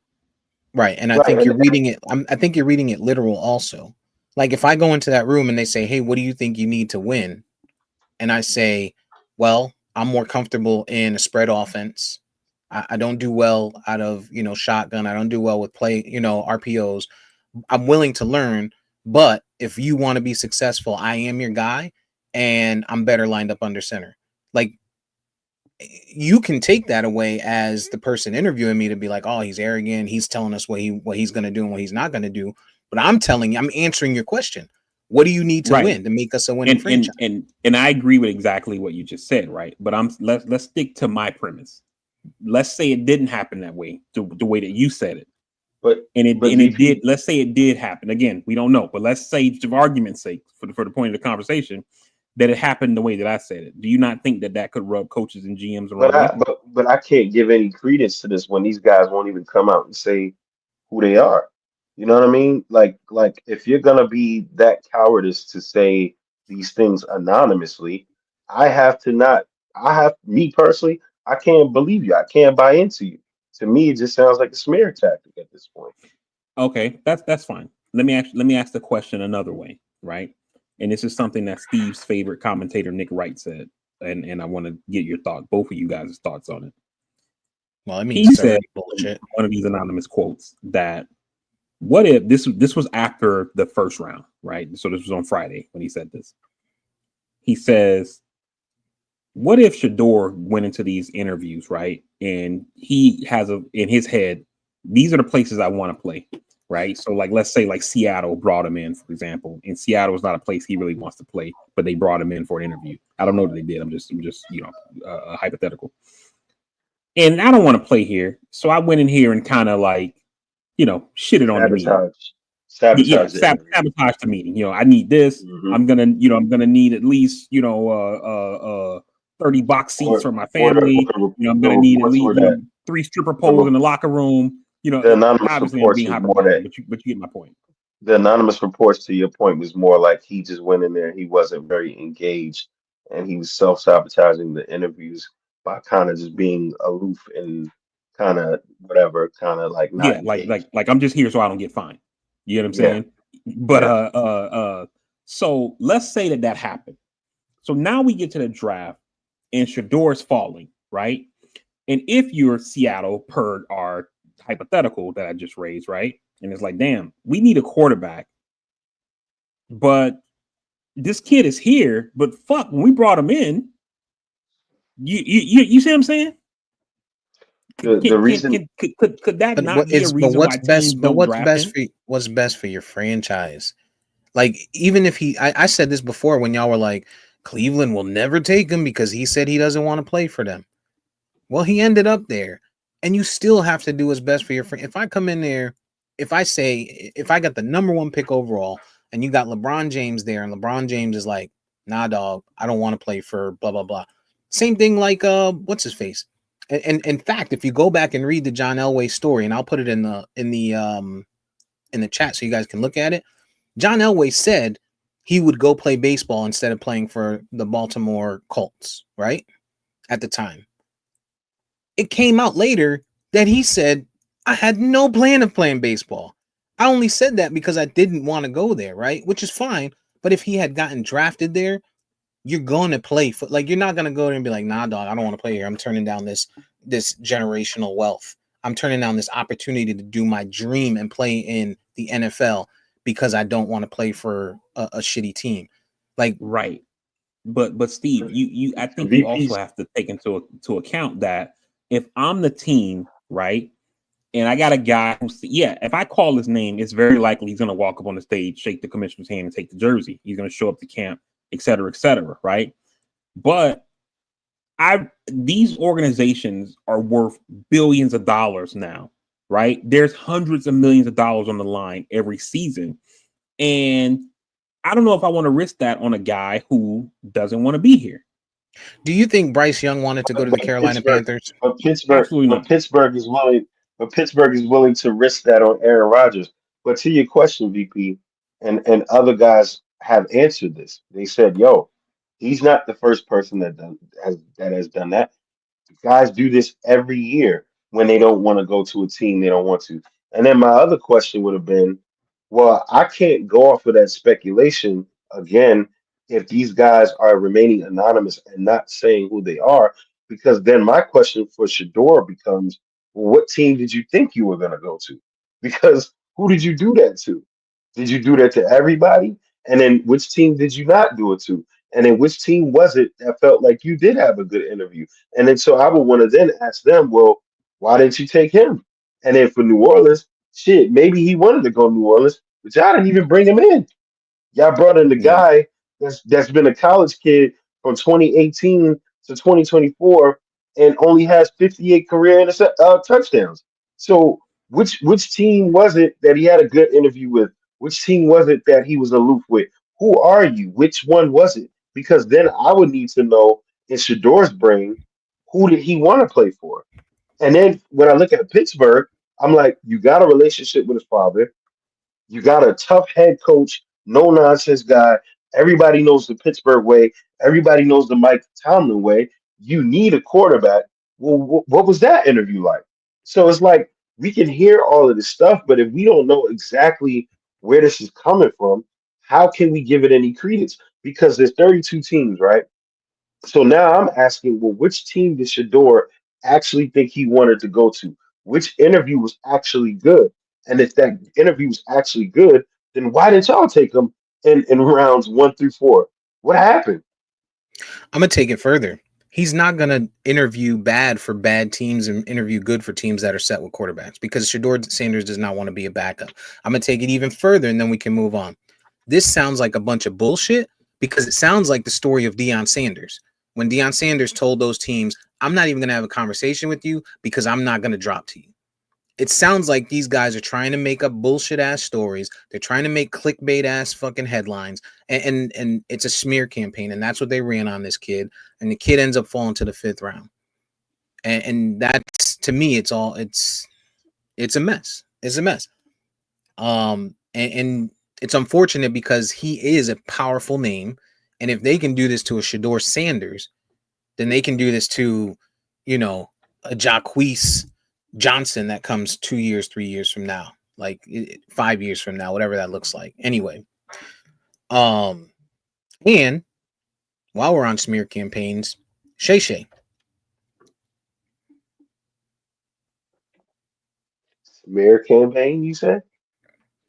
From what I'm reading, he just real quick, he went to the Giants, he went to the Browns. everything we heard before also says that he wanted to play for the Giants. The nigga had the Giants colored cleats at his locker. You can't tell me he went in there and shrugged off Dabble. They can suck my dick with this. Sorry. Sorry. The Giants are just at their black quarterback quota. That's the problem there. Right. The Giants are willing to sign a black quarterback, but draft, that's a little too much. A little too much. That's a little too much. Now you got your expectations a little high. Shannon Sharp is bugging out, Shannon Sharp came out this week and said he's stepping away from ESPN. And he's going to deal with the allegations with intent of returning just before the NFL season or right before preseason for the NFL. A lot has come out though in that case with the allegations, the different text messages and things like that. I don't know what to make of this situation. I don't know how y'all feel about it. The thing on this situation that it's kind of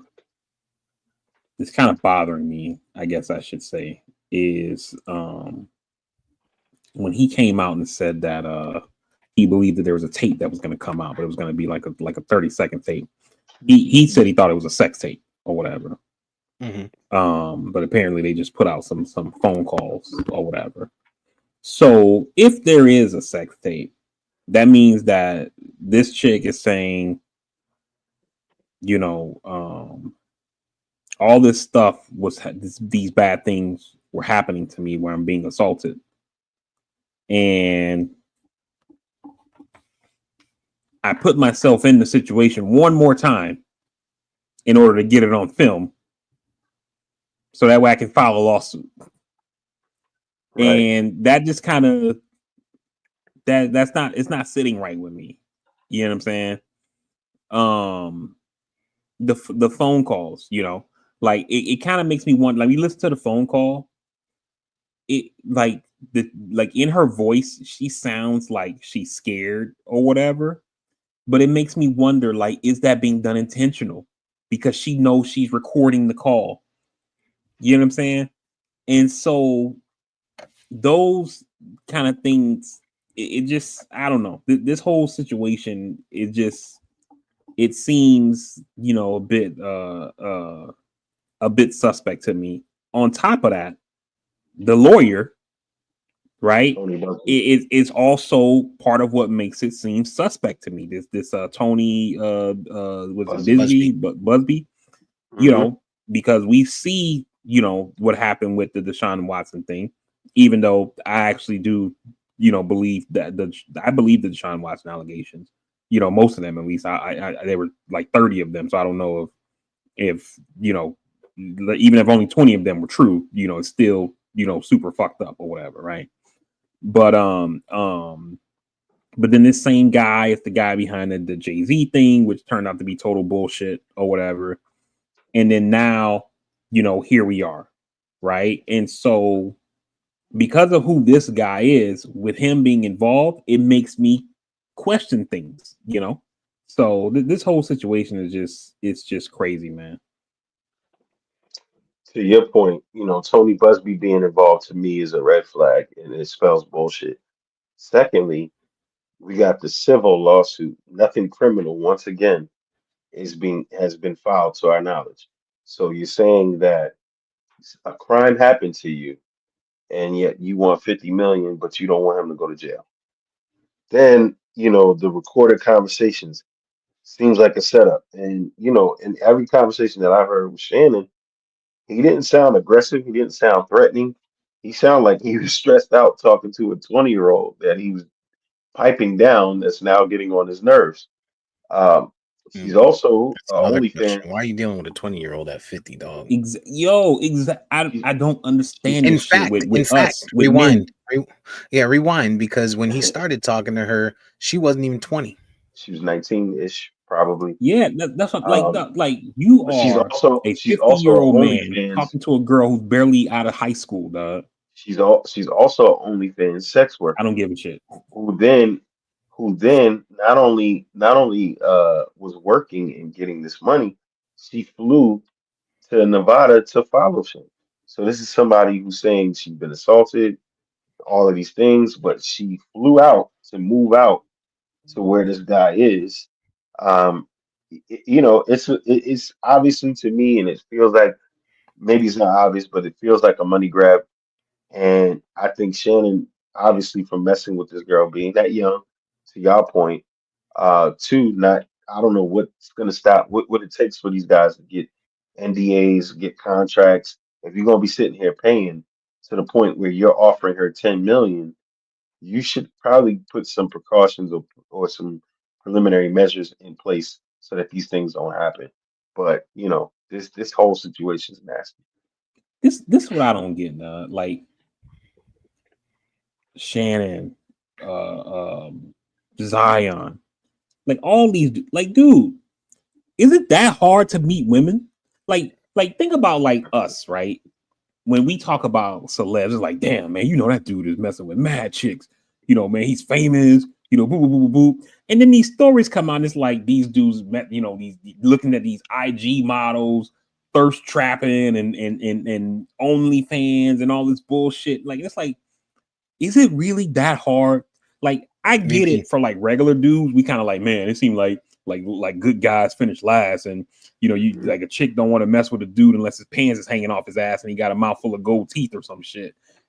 But if you are a good looking dude, you rich as fuck, you're famous, like, can you not just meet like normal women like in your own age range? Like, I'm not saying he got to go out and get a 50-something-year-old woman or whatever, but like there ain't nobody that's like 45 that you feeling or something. Like, what the fuck? Why did he didn't jump on the Joy Taylor train? Listen, Yo, you wild for that. I mean, let me answer your question, VP. You say Woo. it's the dudes from the deep south. It's these dudes from the deep south. Like, think about it. Zion is from Georgia, somewhere in the backwoods. Uh, Unk is from Alabama, No, backwoods, he's from Georgia, Alabama. backwoods. Like, I think Oh, he's is it like Georgia? somewhere outside Yeah, of I Augusta thought or it was some shit. Alabama, but I know it's Mhm. backwoods. These dudes have no experience with talking to these baddies. And a lot of these baddies that they deal with are from the New Yorks, the Californias, the Chicagos, the Houstons, where they deal with fast talking dudes all the time. You know what I'm saying? So they know their way around it. And so they are the fast talker to these dummies like Zion and even, Shannon Sharp for that matter. Like Zion just looked like, George and Lenny. He looked like like that's the type of dude that he even walks that way. He just looked like he's physically gifted, just not very intelligent. And so that this is how he ends up like that. My thing with this whole situation, though, going back to Shannon Sharp, there's a couple of things that like sort of getting to the point where I'm on the fence. I do feel like going into it, I was like, anyone that records a phone call, records a conversation, records text messages, things like that, regardless of the relationship, whether it's transactional or what have you, there's usually something there, right? There's a long play, there's a goal there. You're not recording conversations for somebody that you enjoy spending time with. You know what I'm saying? That's not the norm, right? You might record here and there, but every conversation is a little bit of a stretch. Saving every text message, a little bit of a stretch. I mean, it's easier said or easier done than said with the text messages, but with recording the Yeah. conversation, that's a project. Like you got to have a system set up, you got to have an app or something going, right? So you have to make that happen. It's not like you just didn't delete the text messages, which is the difference, the alternate to that. The fact that they were having the BDSM, like, bitch, you like being choked. You like being spanked. And even if you didn't like it, you were on board for it because you knew it was bringing 50,000 each time. You know what I'm saying? So you was good with that. But where the other side comes into it, for me, for Shannon, I think all of that stuff was, legit.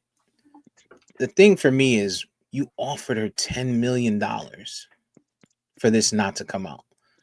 So No, when I I hadn't hear even heard that, that. Yeah. yes. So when I hear that you offered her $10 million initially, I think of that from both sides. I think of it from the side of, bitch, are you stupid? You ain't never gonna get $10 million again. If you lose this, this was your opportunity at wealth. Mhm. 50, $10 million. But then I look at it from his side. 10 million is a lot of money. Like that's not a drop in a bucket. That's not like a million. That's not 1.5. Like I get it. He's a football player and he's got big platforms. He works on ESPN and stuff like that. The fact that you offered somebody $10 million and now you're like, nah, that none of that never happened. I'm innocent. That kind of gives me a little bit of pause on things, right? And it makes me think that there was a lot there that was probably um ethical, I guess is probably the best word. But I think there was some unfair play going on there. I think there might Like have been there's some that bear one there. time. I think there's that one time, like, and I think where she wins this or could potentially stand to win this is in the text message. The one message where she said, "I'm hurt, I'm saddened, I'm crying because I told you I wanted you to wear a condom and not put it in my ass, and you did anyway." I think that one Like text message. I've only seen like one text message thing. Steve got the whole story. Oh, I mean, dog, Yeah. It's up. I Yeah. do my, I do my job. I'm gonna start up here and have conversations, unlike some people. No. But I mean, I think you're right, Steve, and I think and I agree. I think that 10 million looks crazy, and I think she's just got incriminating stuff on him. Like she's talking about tonguing his ass, and you know, you Yeah, but know, there was- look, you can't blame people. It's the same thing we said about Diddy, like the freak offs. There's nothing against being a freak. There's nothing against having orgies. but a large part of what Diddy is getting is because he was a freak. So I mean, But that, there's nothing wrong with comes in Shannon here. Sharp liking a tongue in his ass. Like I'm not judging him for that. What She I might have am something judging else though, on camera. what I Right. am judging is that So all it to, could be 100. It could, like VP says, you suck one dick and you gay, right? It's they might have had 100 interactions and 99% of them I've never said 90 that. you did say that. You did I've say that. never said that. I've You never did say said that. that. Um, You No, I say that didn't. all the time. No, you're Hey, totally messing up the analogy. did you I've not say never that said though? that. No. Okay. Well, so you're saying And that you could suck also, dick and not I've be never gay. said it. I'm always repeating what That's not, somebody else said to me wait, about it. wait, wait, wait. Hold on. So the opposite of that would be that you're saying that someone could suck dick and not be gay. No. The analogy is Well, which one is it, dog? it says you can build 100 bridges, but if you suck one dick, you'll always be a cocksucker. Like nobody remembers the good. They only remember the one bad thing you did, or what. That's basically the point. Well, my point is they could have had 100 interactions and Oh my 99 of them could have been good, and it could have been that one which she texted him and said, I asked you to wear a condom. Now she could lose that because she got the other text messages where she's saying put a big black baby in put a me, big black right? baby in you. Yeah. So that hmm but you can't justify unless he has something where she says, I really loved you putting it in my ass. She said in that text message, I'm hurt and I'm saddened because I asked you not to put it in my ass and you did. And that might be the one, in addition to offering 10 million to shut her up, that really ruins Shannon Sharp. And that's the one that makes me pause. Yeah. Okay, that's Now, let me play Steve's role here and be devil's advocate, right? On the 10 million. Is Steve's it role. possible, like reports are that Shannon is on his way to getting a Pat McAfee kind of deal from shit. I want to say Spotify. I'm not sure who it's from, but like basically like the kind of deal ESPN gave Pat McAfee, like 100 mil to do his podcast or whatever. mm, Which also I think is part of the reason why we have this lawsuit now or whatever. So is it possible that the 10 mil thing was, let me make this shit go away so it don't fuck up my bag that I'm preparing to get? And so absolutely, that's why I'm gonna offer the 10 to, because I don't want to deal with it, even though I know it's bullshit, you know, but this thing could, it can mess up everything. So let me just make it go away. absolutely, absolutely, absolutely what it is. That's my opinion. I agree. That is your that I thought about. I did think about that because I think there's more loss than the 10 million, right? And he's going to lose that. I think he loses some of that anyway, right? By not Mm-hmm. making it go away. Whether he's what, it's like the Kobe Bryant situation. You know what I'm saying? It went away. Turns out that this chick was an absolute whore. She had 30 I niggas wouldn't come go on that her. far. She had multiple men's That semen. doesn't mean anything. Just because she likes to fuck around doesn't mean that she wasn't raped. I'm not saying that she was. I didn't I'm get just there. saying, like, just I didn't like get there. even All I said, prostitutes can be raped. what I said is, in the Kobe Bryant situation, it went away, and yet and still people consider him to be guilty at times. No, I know what you were saying. I'm pushing back on the part where you say, even though this chick was an absolute whore and all this other shit that you said, But she that's the was. point I'm making. But she wasn't she? That's fine. She could be, but that don't mean that she deserves to be assaulted if that happened. Am I wrong here, EJ? Well, if it happened, yeah. I mean, nobody deserves that, regardless of what their stature is. But what Exactly. I'm saying, That's the only point I'm making. yeah. So what I'm saying is, even though she was a whore, and because her being a whore made for the jury to find that her accusations there was were, no jury. It never went to trial. well, the you know what I mean. You know what I mean. The jury, the court of your peers, court of public opinion, made it go away. Um, she Yeah, I think the larger question that y'all posed, well, that VP posed, I don't know that I could just say it's because Shannon's from the South. I mean, this dude has been in Hollywood circles for the last 15 years and more. I just think these dudes at Did you this see that level, sweatsuit he had on when he got out of the car? Shannon yeah, Sharp I ain't got know. no game, dog. Matter I of just fact, think these and he dudes, don't I do just think himself these no dudes, favors when you listen to his podcast and all he's talking about the Meg Stallion comment. Meg the Stallion comment. Oh, I would have her. What do you say? Miss I B have her nasty. split. No, what do you say? I'll have her split like 6 o'clock but, or but something. but to that point, like you wanted Miss B Nasty, who is older age. You know, you could pay her and probably make great content together. All these things. Why are you fucking with a crazed ass 20-year-old, 19 20-year to old. 20-year-old? Like that And that in itself should have told you was gonna have an issue. in those conversations, she sounds like she should be having. She has like a little frat boyfriend. Like that's. It sounds like she's on the other end of the phone Sounds like a line drug addict to me. with a frat But boyfriend when she's talking to Shannon. And the fact that this guy is an established 50-year-old millionaire talking to a 56. 19, 20-year-old who, I don't know, her IQ sounded very minimal, makes no sense to me. Like at some point, you got to say to yourself, why am I putting myself in this situation? Maybe I need to that go another. that's what I keep coming back to. I just don't understand, like I mean, the the why, alternative like is she might have that fire.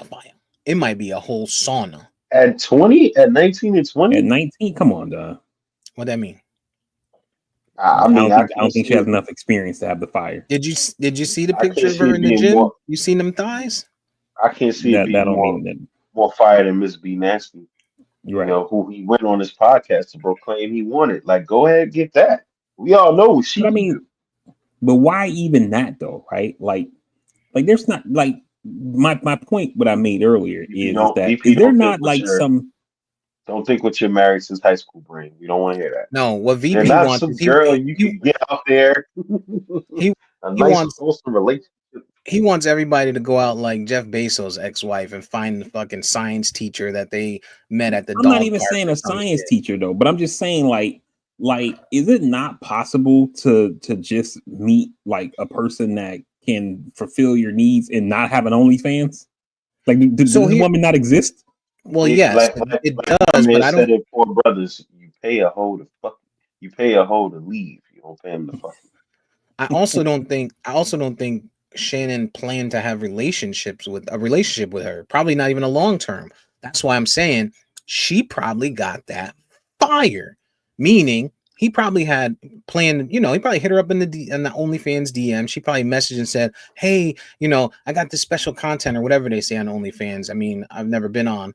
And he probably replied and said, "Hey, I'm willing to pay you. I'm willing to fly you out." She took it. He may have thought it was just going to be a single transaction, and she might have had that game changer.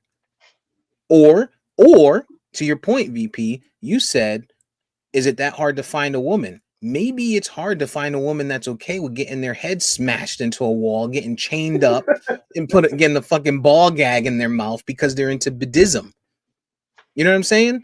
Because Yeah, that's what they were doing. And but now she's also small. She's even those good with women it. exist, and they're probably a lot more discreet than this chick. They probably do. But if this is the first one and that's something he finds out that he's into, he learns it. Like, again, I don't think he was planning on having a relationship. I don't think he was planning on marrying this bitch that was 20 years old. I think he found somebody that was allowing him to do some real dirty, nasty things that he had fetishes for. And once you find that person, I assume that it's probably not easy to broach that conversation with somebody new. You know what I'm saying?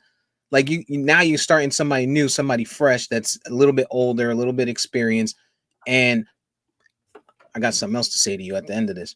Um, a little bit older, a little more experienced, and you're gonna be like, "Yo, you mind if I put this ball gag in your mouth?" They're gonna turn me like, "What? No." So it's easier just to continue with what you already have there. You know what I'm saying? Like, and I think Yeah, that's probably what happened with Shannon. I I blame don't think I he blame planned Miss on. Nasty. I blame you, Miss B Nasty. If you had to just take an unk up on the offer, he wouldn't be up in this mess. He could have went I after mean, Lil Miami, who like to get peed on. She probably would have let him tie her up. She was shooting a shot. He was acting like he didn't want it. Ain't when the said nothing because she's staying 10 toes down for Diddy. She still ain't saying Yeah. nothing. She That's was what you shooting a need. shot. He acted like he didn't want it. Um, I just don't but get we it, talk man. about we talk about Shannon Sharp with the young girl. I ain't seen nobody talking about Tracy Ellis Ross saying that she don't want nobody. She only want younger men. Little double standard there. For sure. I don't think so. No, Not for me. I mean, I don't care who people date. I'm just saying, like, I don't get told you he to hates black men. He don't no hate no black women. to me to this is what I'm saying. To me, like I've never been like into like young chicks or whatever. You know, I mean, yeah, I mean, I get EJ's point. I've been married forever, whatever, right? But like, we all know those guys, right? When we were in high school, and you got this chick who you in home ec with, she's 15 years old, just like you, and she's dating this dude that's 22, and I'm like, I've never understood that because the point I used to always make about that is like, you know, if we have a conversation and you know, you ask me how was my day, and I'm like, oh man, I had a tough day at work. My boss, oh, I'm worried about this thing. My car is making this sound, or they're sending me to Boston on this work trip. I don't want to go, but what the fuck, And I'm like, well, how was your day? And you're like, oh, we went on a field trip today to the museum. It was fucking awesome. Like we have nothing in common. You know what I'm saying? So I don't understand why people do it. So that's always been my gripe or whatever. When you look at these like you brought up Jeff Bezos or whatever, you look at these guys like Rupert Murdoch or whoever. Rupert Murdoch is like 300 years old and his wife is like 35. You know what I'm saying? Like this dude, when he's I'll talking go about you one shit, more recent. Everybody was giving kudos to Bill Belichick. right? And again, I don't get that or whatever. Like we have a conversation, and like people have been talking about, man, you see the stock market recently, and you're like, yeah, man, I remember the Great Depression. That shit was crazy. And this chick is talking about what happened on Real Housewives or whatever. You talk about Fortnite. It's like I don't Right. understand that, yo. I don't understand it on both sides. I don't understand it. That's because You want to bras go? our age are fucking mean. These young ones, they out there just rubbing That's their right. chest and telling them about Fortnite, and they don't know shit. Look, So that's if how I these old dudes like them. if I'm ready to take my blood pressure medication and you leaving for Coachella, you probably not the right one for me. Exactly. Like, that just ain't it. Age, I get it. Age is just a number and all that, but again, I still stand 10 toes on my assessment that it was a transaction that went wrong. It went really, really well for him, and it turned out wrong. I think, again, finding somebody that's gonna let you do that stuff is not normal. So that might be what I mean, they have services for these things. Yeah, that's what I don't get. If you're gonna pay, just get a Get a professional and professional. have a contract, have NDAs. Get one of these content creators. I mean, Because that's like easy. on y'all remember the show Billions with he Paul did get a Giamatti and content creator. OnlyFans. but Not no, no. like on the show Billions, the main character Paul the character that Paul Giamatti plays, like he's into the Buddhism stuff or whatever. And the chick that he goes and sees when he's getting ready to run for governor, so he basically has her laptop stolen so that way his information won't be on it or whatever. So she sets up an appointment with him so she can let him know, like, yo, somebody stole my laptop or whatever. And he was like, should I be worried? And she's like, nah. She's like, one of my clients is a high level IT person in Silicon Valley, so my encryption is very like top notch or whatever. And then he was like, oh, and the chick tells him something like, she was like, I see plenty of powerful clients or whatever. So I make sure my stuff is, like taken care of. And he was like, even more powerful than me, because like he's like a US attorney or something like that. And she was Hmm. like, you'd be surprised at the type of people that life attracts, you know? So like my point in bringing that up is that there are professionals out here who do this stuff. You know what I mean? And they're not 19 and they know what discretion means. They know, how to do whatever it is that he wants to do. And then all the stuff is kept under wraps. VP, do you not think that some of those professionals were masseuses with Deshaun Watson, and maybe the money dried up and now it becomes a problem? Do we This not guy think not that hear me say maybe that do we? all the allegations may not be true. Oh, okay. Do we not I think that literally maybe the said that. money, maybe this was a service, and maybe the money dried up? In one of the text messages, she said, "You know what it's gonna cost? 25,000 per cheek." So 25 per cheek is wild. he's paying her 50 racks to come out each time. When that dries up, yeah, now your lifestyle changes, and now it's I time saw for that now text it's message. allegation time. And that Now it's just allegation. keeps 25K. making my point. Like I can't imagine paying $50,000 for sex, like per session. Like if I was seeing somebody like over a course of time, and it totaled 50 grand, it is what it is. You know what I mean? But like for one set, like duh, For one sex. for one session, Yeah. Oh yeah, no, dog, I'm not. Listen, I Put 'em- told y'all put when we 'em- was talking about Colombia, 200 is by the mat. Gotta be put a some big fine. black baby in me is crazy. yeah. Yeah, These She dudes crazy. are What out of y'all been pocket, watching? man. For me, I'll go real quick, EJ, because I was only watching two things really, which is Righteous Gemstones. They're coming up to the finale. So that and this is the series finale. I think we got 2 more episodes. And then The Last of Us. Man, last week was rough. It was I don't, rough. I don't know if y'all gonna watch the show, so I don't want to say what happened, but I it was saw it. bad. Oh, okay. But last I last week was what? Was that the finale? Because I heard this no, this last season week was was episode 2, oh damn. and Okay. it was rough. So You you cried? so apparently, what happened last week happens in the game, but it happens like later in the game, and they didn't put no They slow didn't burn on this they one. didn't prep people. Yo, I was like, what the fuck just happened, dog? I was pissed, dog. Oh man, that Word. and this is one thing I can say about the show, Steve. I know you tried to watch it and just never like was able to finish it up or whatever. For me, The Last of Us, with being blind on it, having never played the game, or even though I own the game, I've never played it, and I've avoided playing it now just because I don't want the game to spoil the show. But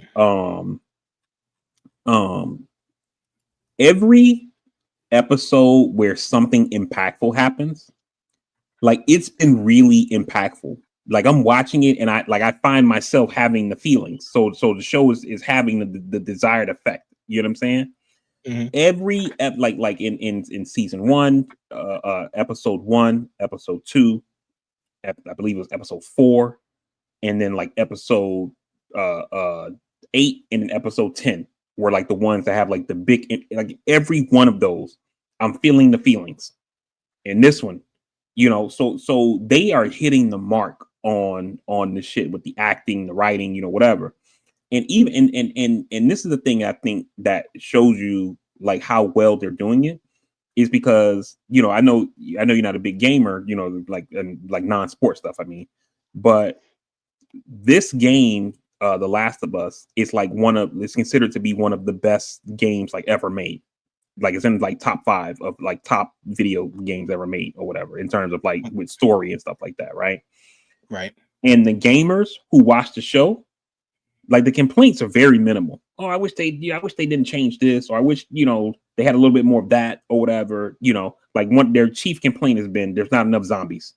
Because in the show, there's fucking zombies everywhere. I mean, in the game, there's zombies everywhere. But in the show, they Okay. got to have a story. So they cut back on the zombies or whatever. But Right. the storyline has just been phenomenal, man. But last week was rough. Yeah, I agree. Okay. VP or EJ, what you watching? Anything new? I still didn't get to see Nice. Sinners, man. I'm gonna try and sneak it out this week though. Yeah, Yeah, I gotta same, watch that. I already had same. one spoiler. I already had one spoiler that I didn't even was looking for. Just something I Oh, happened to see on accident. keep the spoiler.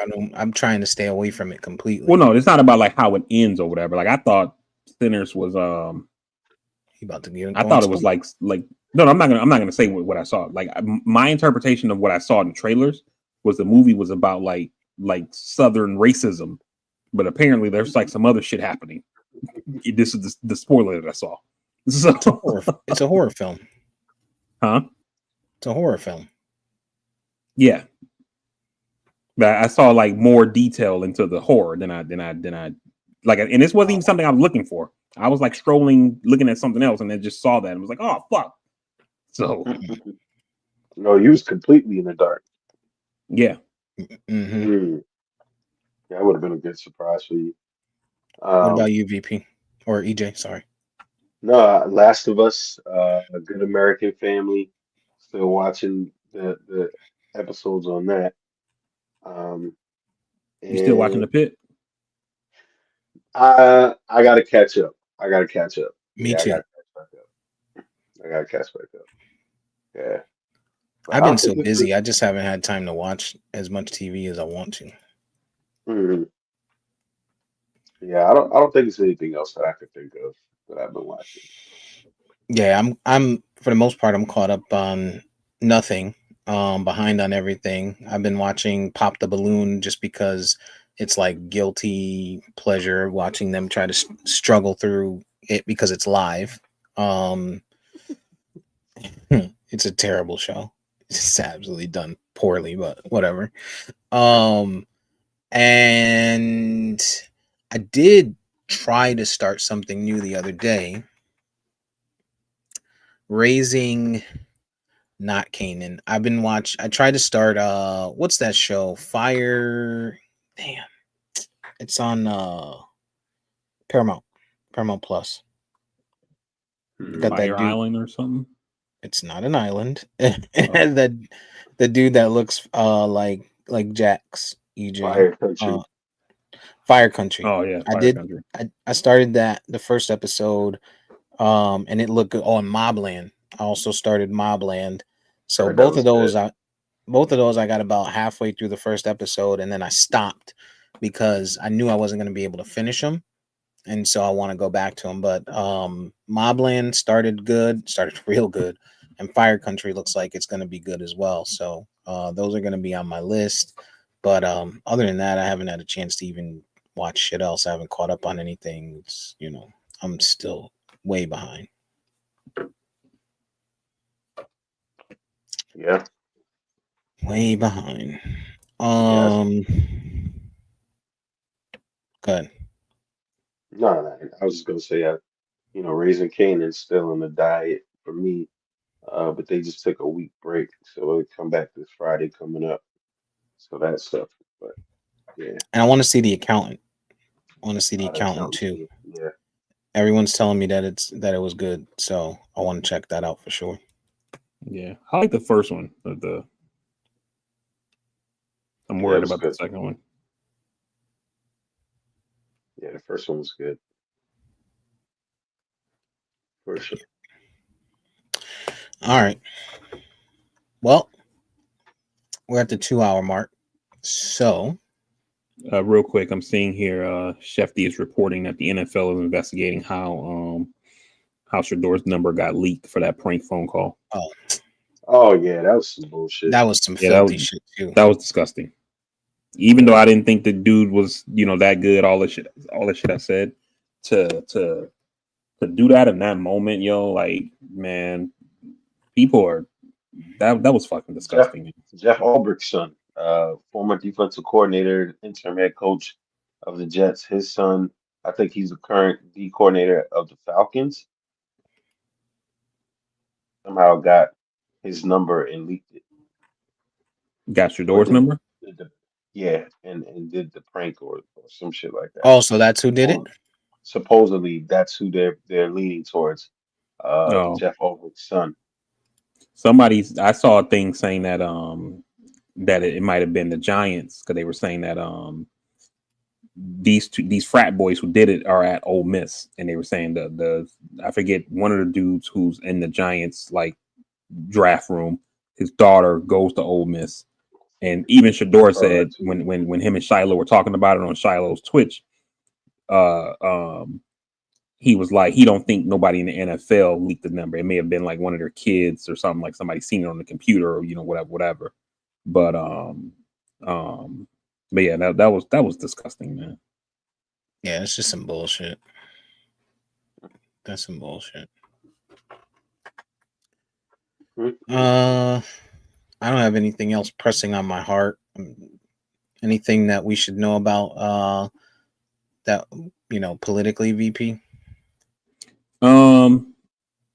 I mean, this is not necessarily a political thing, but this week we lost my boy. We all know how I feel about religion, but I actually really like Pope Francis. He was I think he was leading the church the way it should be led in terms of, feeding the poor, looking out for the weak and the forgotten and all that kind of stuff like that. But Pope Francis died this week. His funeral was yesterday or yesterday or the day before. I can't remember now. I think it was the day before. But and then he's gonna be he didn't want to be laid to rest at the Vatican. He's gonna be laid to rest back in his home country of Argentina. He didn't sticking to how he lived. He didn't want some big glitzy thing or whatever. It's, some gold, mausoleum or whatever. Like, just give me a simple burial back in my hometown or whatever. So they're transporting his body back, and he'll be buried back in Argentina. What's up, Pope? Yeah. They said a report came out that said he died with less than $100 of personal funds in his possession, which is telling for how much he was willing to give back and actually live by what they tell you religion is supposed to be. Mm-hmm. Yeah, so I really like that dude. But yeah, he died this week. The only other thing politically, I mean, there's lots of stuff happening politically, but something that we've seen happen this week is we've had a couple of children who are U.S. citizens who have been deported to other countries under the Trump administration, and so this shit is gonna get worse, man. And what do you take of these judges being arrested? The judge who got arrested, that one, I think the judge messed up in what she did or what's alleged in the complaint, but that seems like a bit much to bring it to charges. So yeah, I think it was like most legal people who I've seen talk about this say they don't even think this thing is going to go to trial. They think it's going to get thrown out. So yeah, but my thoughts on it is that I think this is intimidation. That the Trump folks, they're being sued all across the country for all these different policies they've done, whether it's DEI, the firing of federal workers, gutting grant programs, et cetera, et cetera, et cetera. And they're losing a bunch of these cases in court, even these cases on deporting people. The Supreme Court just handed down a thing stopping them from deporting a big group of people they were preparing to deport last week. And so I think that this is just an escalation to tell judges, we'll come after you too. Because when Trump first gets back in office, or right before he gets back in office, you see him filing all these lawsuits against media organizations, and most of them bent the knee. CBS, ABC, all of them, they're bending the knee towards him. The only ones that's kind of stood firm is the AP, the Associated Press. Then he gets in office and he starts targeting these law firms.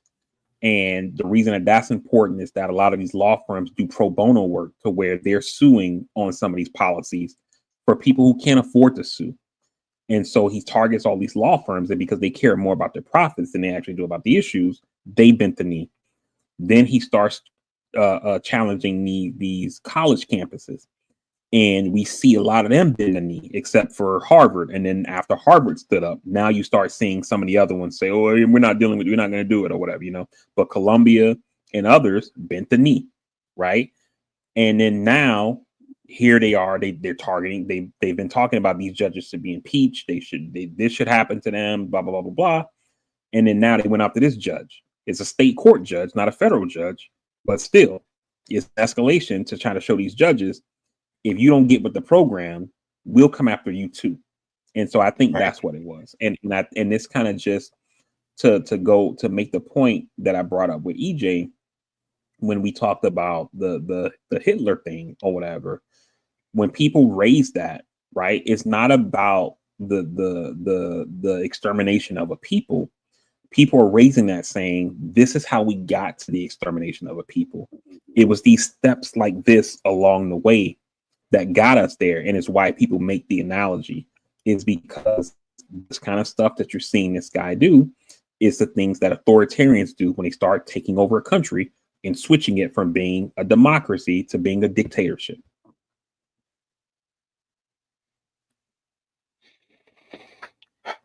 Yeah, I mean, when you talk about, I think you're right when you say, I think it's sleight of hand. I think they're just doing it for the looks, for the MAGA crowd to say, look, we did this to judges. You know what I'm saying? Mm-hmm. I do believe that there's going to be nothing to it. I think it's going to fly away and disappear, but it's like they do with everything else.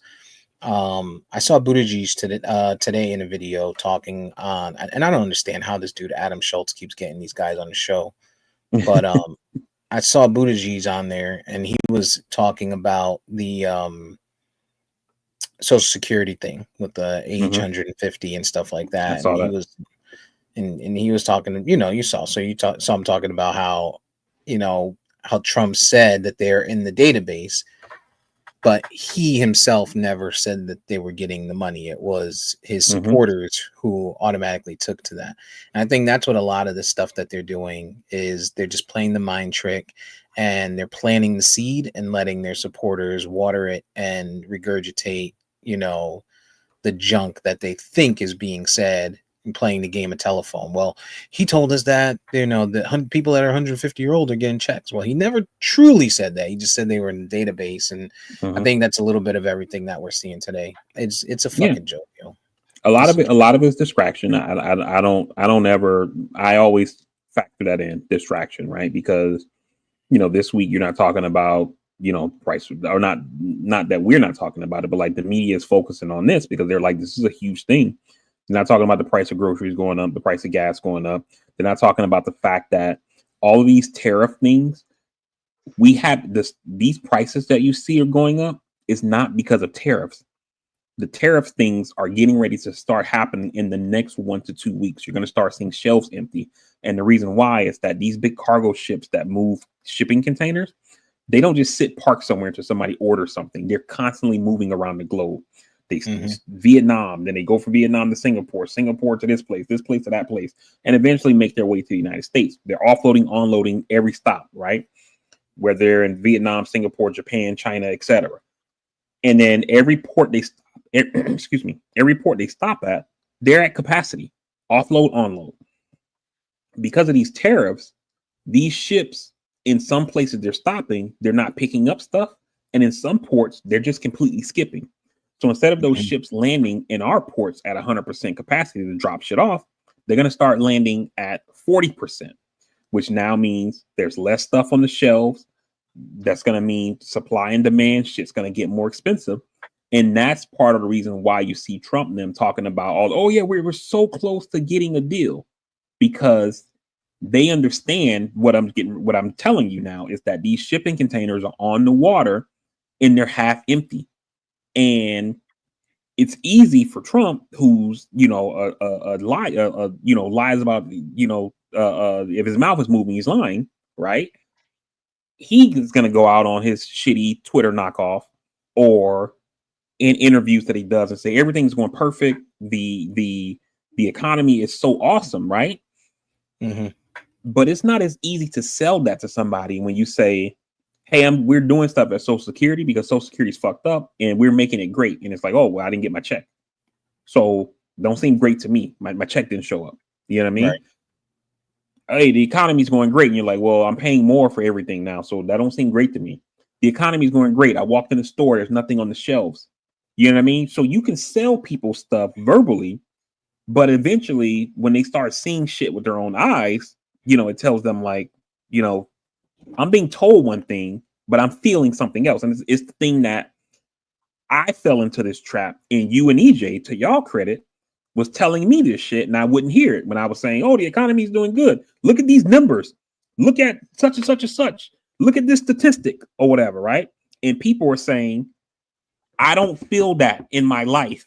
You know what I mean? And that's what's happening right now with Trump and them. They're telling us everything is going perfect. And people are saying, I don't feel that. That's not what I feel. It's not what I see. Yeah. Well, that explains why my the accessory I bought for my vehicle probably hasn't gotten here. They probably skipped the port. It's coming from Asia, somewhere in Asia. See how I'm treated around here. Nothing new. Trump's a liar. Worst 100-day approval rate of any president in the last 80 years. Yep. So including himself. He already had the record for that the first time around, and then he beat himself. Right. Are you the worst of the worst? Right. All right, dog. So much winning. Yeah. All right. Well, I feel good at where we are at a stopping point. If nothing else is pressing for you guys to get out this week, get it to VP to get us up out of here. Hey I got some everybody, yard work. uh, we definitely appreciate everybody who rocked with us on this week's episode of the Castworthy podcast. What up, Judy? Saw you in the comments. Like we always say, make that phone call, send that text message, reach out to your people. Tomorrow's promised to nobody. You never know what's going on in somebody's life. You know, we got a friend of ours in our personal circle who's dealing with something. You know, so you know, very sorry for your loss, and you know, reach out to you personally in a bit. But you know, again, you never know what's happening with folks. So reach out to people, let them know how you feel about them, because it might help lift them up. You know, just a little bit. You know, with whatever they're dealing with. With that being said, you can find the podcast on all podcasting platforms by searching at Castworthy. You also can follow us on any of our social media by searching at Castworthy. On Instagram, it's at Castworthy_podcast. While you're there, you can leave us a like, subscribe, share, follow, tell a friend, help us grow the audience. We very much appreciate it. And yeah, with that being said, you know, we'll see you guys next week with another fresh episode of the Castworthy podcast. Until then, we out. We love you. Peace.